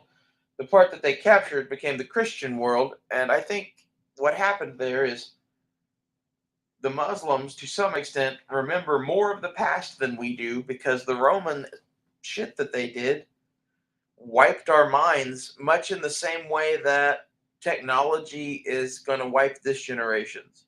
Like, there's a whole generation of kids right now that aren't going to remember shit.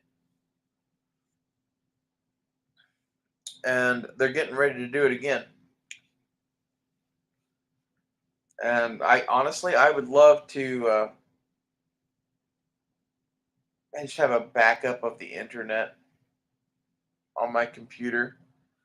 I opened Google Chrome after the after CERN was turned on, and it was in a guest mode, and I could go anywhere on the internet and do anything. I thought that was interesting. I don't know how to get that back, and it said I could save files.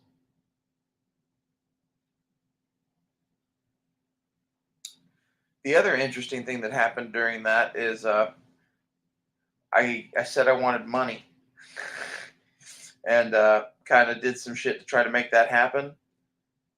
And in my Amazon account, a MasterCard appeared that I don't have. A credit card. I don't have a single credit card. So I ordered $5,000 worth of shit on Amazon all at once. And it won't let me use that card on Amazon ever again, and without putting the number in.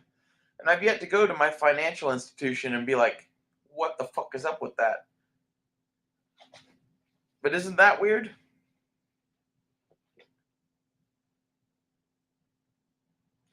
I think the Baraka rides with me.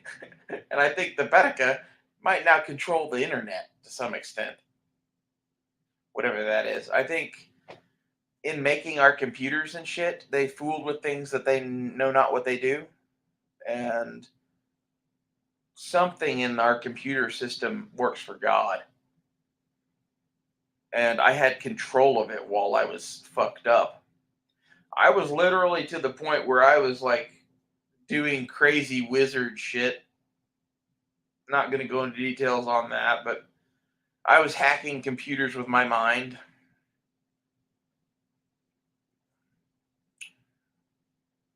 And I don't know what was up with that, or if that was even real. Maybe that was a hallucination.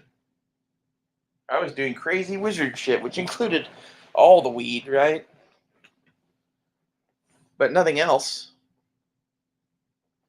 And like, I would compare the experience I had to being an intense psychedelic.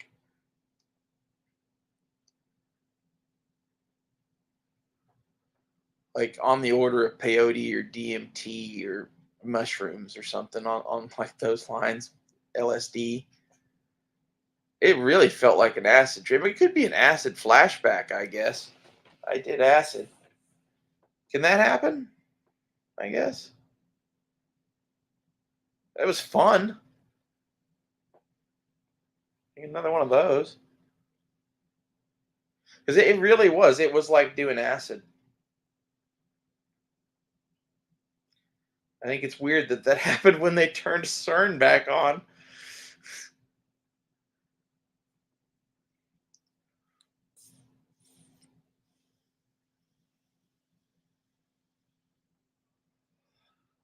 I haven't watched Napoleon Dynamite in a long time. I was like 18 or 17 when that came out, something like that, maybe a little younger, in high school. And all of my friends in high school just thought that was like the funniest movie ever.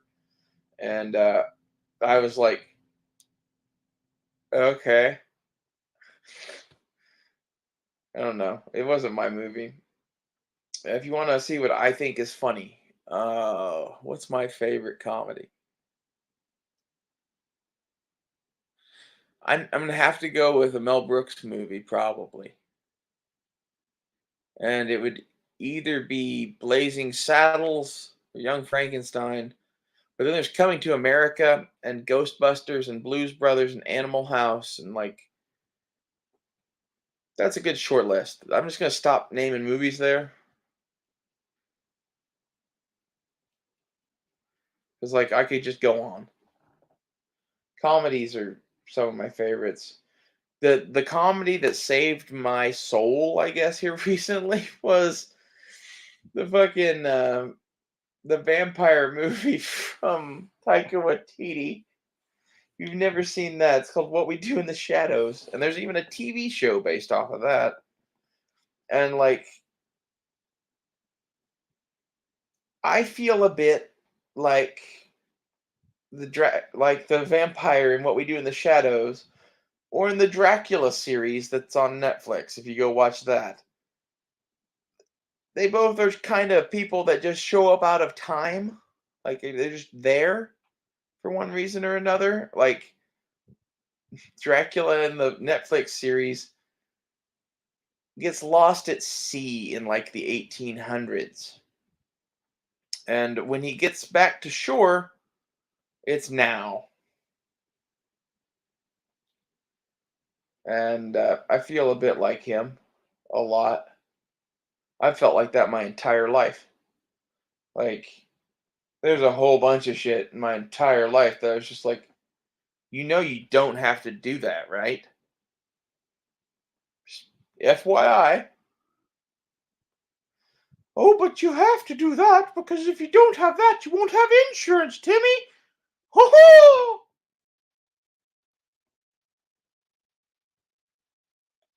I think insurance should be made illegal. I don't think you should be able to owe people money or whatever. I don't know how you fix people that do wrong things at that point, but like Jesus Christ, they've made the system so bad that like no system seems good. I'm not saying I know the fix for that. I think there should be smarter people that solve that. Because like my reaction to most of their bullshit anymore is Pine Box, yeah, something like that. Like fuck them. I'm not gonna go down that route. That route leads to smashed computers and microwaved hard drives and fucking deleted videos because of things. Oh, I really do miss that other computer. But at the same time, it's like it was sucky. I need to do something. I need a different computer. That's next on my list of priorities after I fix my van. The thing is that the MacBook I have is kind of unkillable, I think. Like it's the computer to have, really. And I think I can go pay someone to put a new, screen and battery in it and fucking clean all the inside of it. And I think I might just go do that. Might get some new speakers in it. Might do that too. And like this is the thing that like the Mac the Microsoft thing that I just smashed was $800, and I paid $250 for this MacBook, and I prefer talking to you on it now. And that bitch was a spy for the NSA. Whatever. I don't know that for a fact. But in my altered state, something had to die, and I selected the fucking Microsoft computer. And I think that was I was told to do something unpredictable.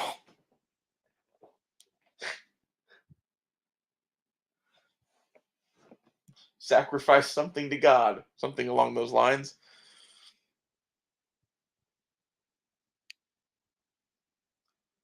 I don't know. I might be legit fucking crazy. Or like the world is legit crazy and I'm just making a mockery of it now. There's a very good chance of that.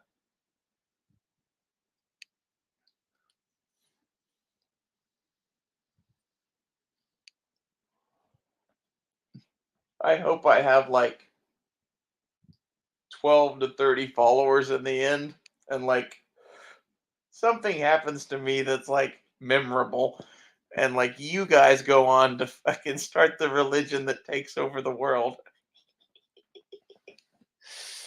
Like make sure it's more fucked up than this one. Like this is The thing that I hate about the modern world is that they aren't even honest about what they're doing anymore. It used to be that you were a horrible fucking peasant and you were toiling away in a field and you knew your place. You don't even get that fucking luxury anymore. Now it's, we're gonna fucking psychically torture you and, in essence, pay you in pills and days off because nothing else that you have in life will make you happy. You know, thanks for that. When I was in the field, at least I was happy. I got to go and, drink whiskey and, fuck that lady in the field. I don't know. It seems better to me. That's all I'm saying. And at this point, we have the technology to have a solar field that powers our little fucking commune that, then we do whatever we want. Like, I don't know if everyone's going to be welcome at my fucking giant fucking compound I'm going to build, but definitely going to invite some people, the hot hung ones.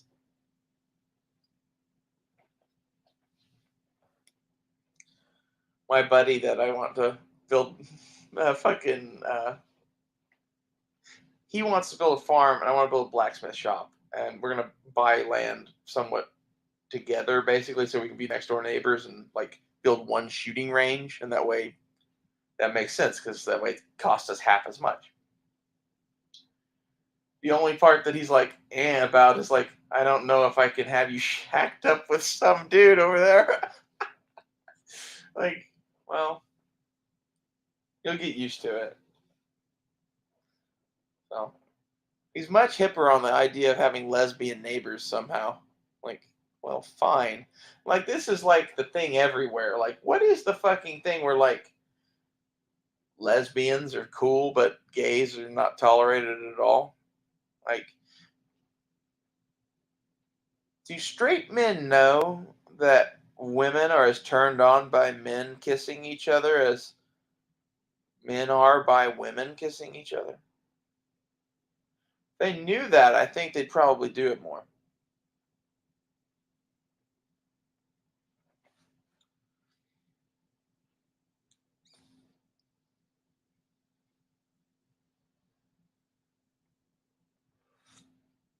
Well, now this is 4 hours of this. I'm going to call this it.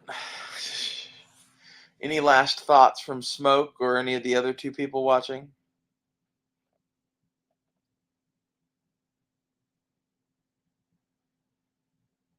Well, thank you guys for watching, and it's been fun. Please subscribe and hit me up on Patreon if you've made it this far into this thing. I am not really doing much there yet, but I think inevitably some of these long 4 hour things are probably going to be Patreon only. And I think I'm probably going to make this one private and post it on Patreon.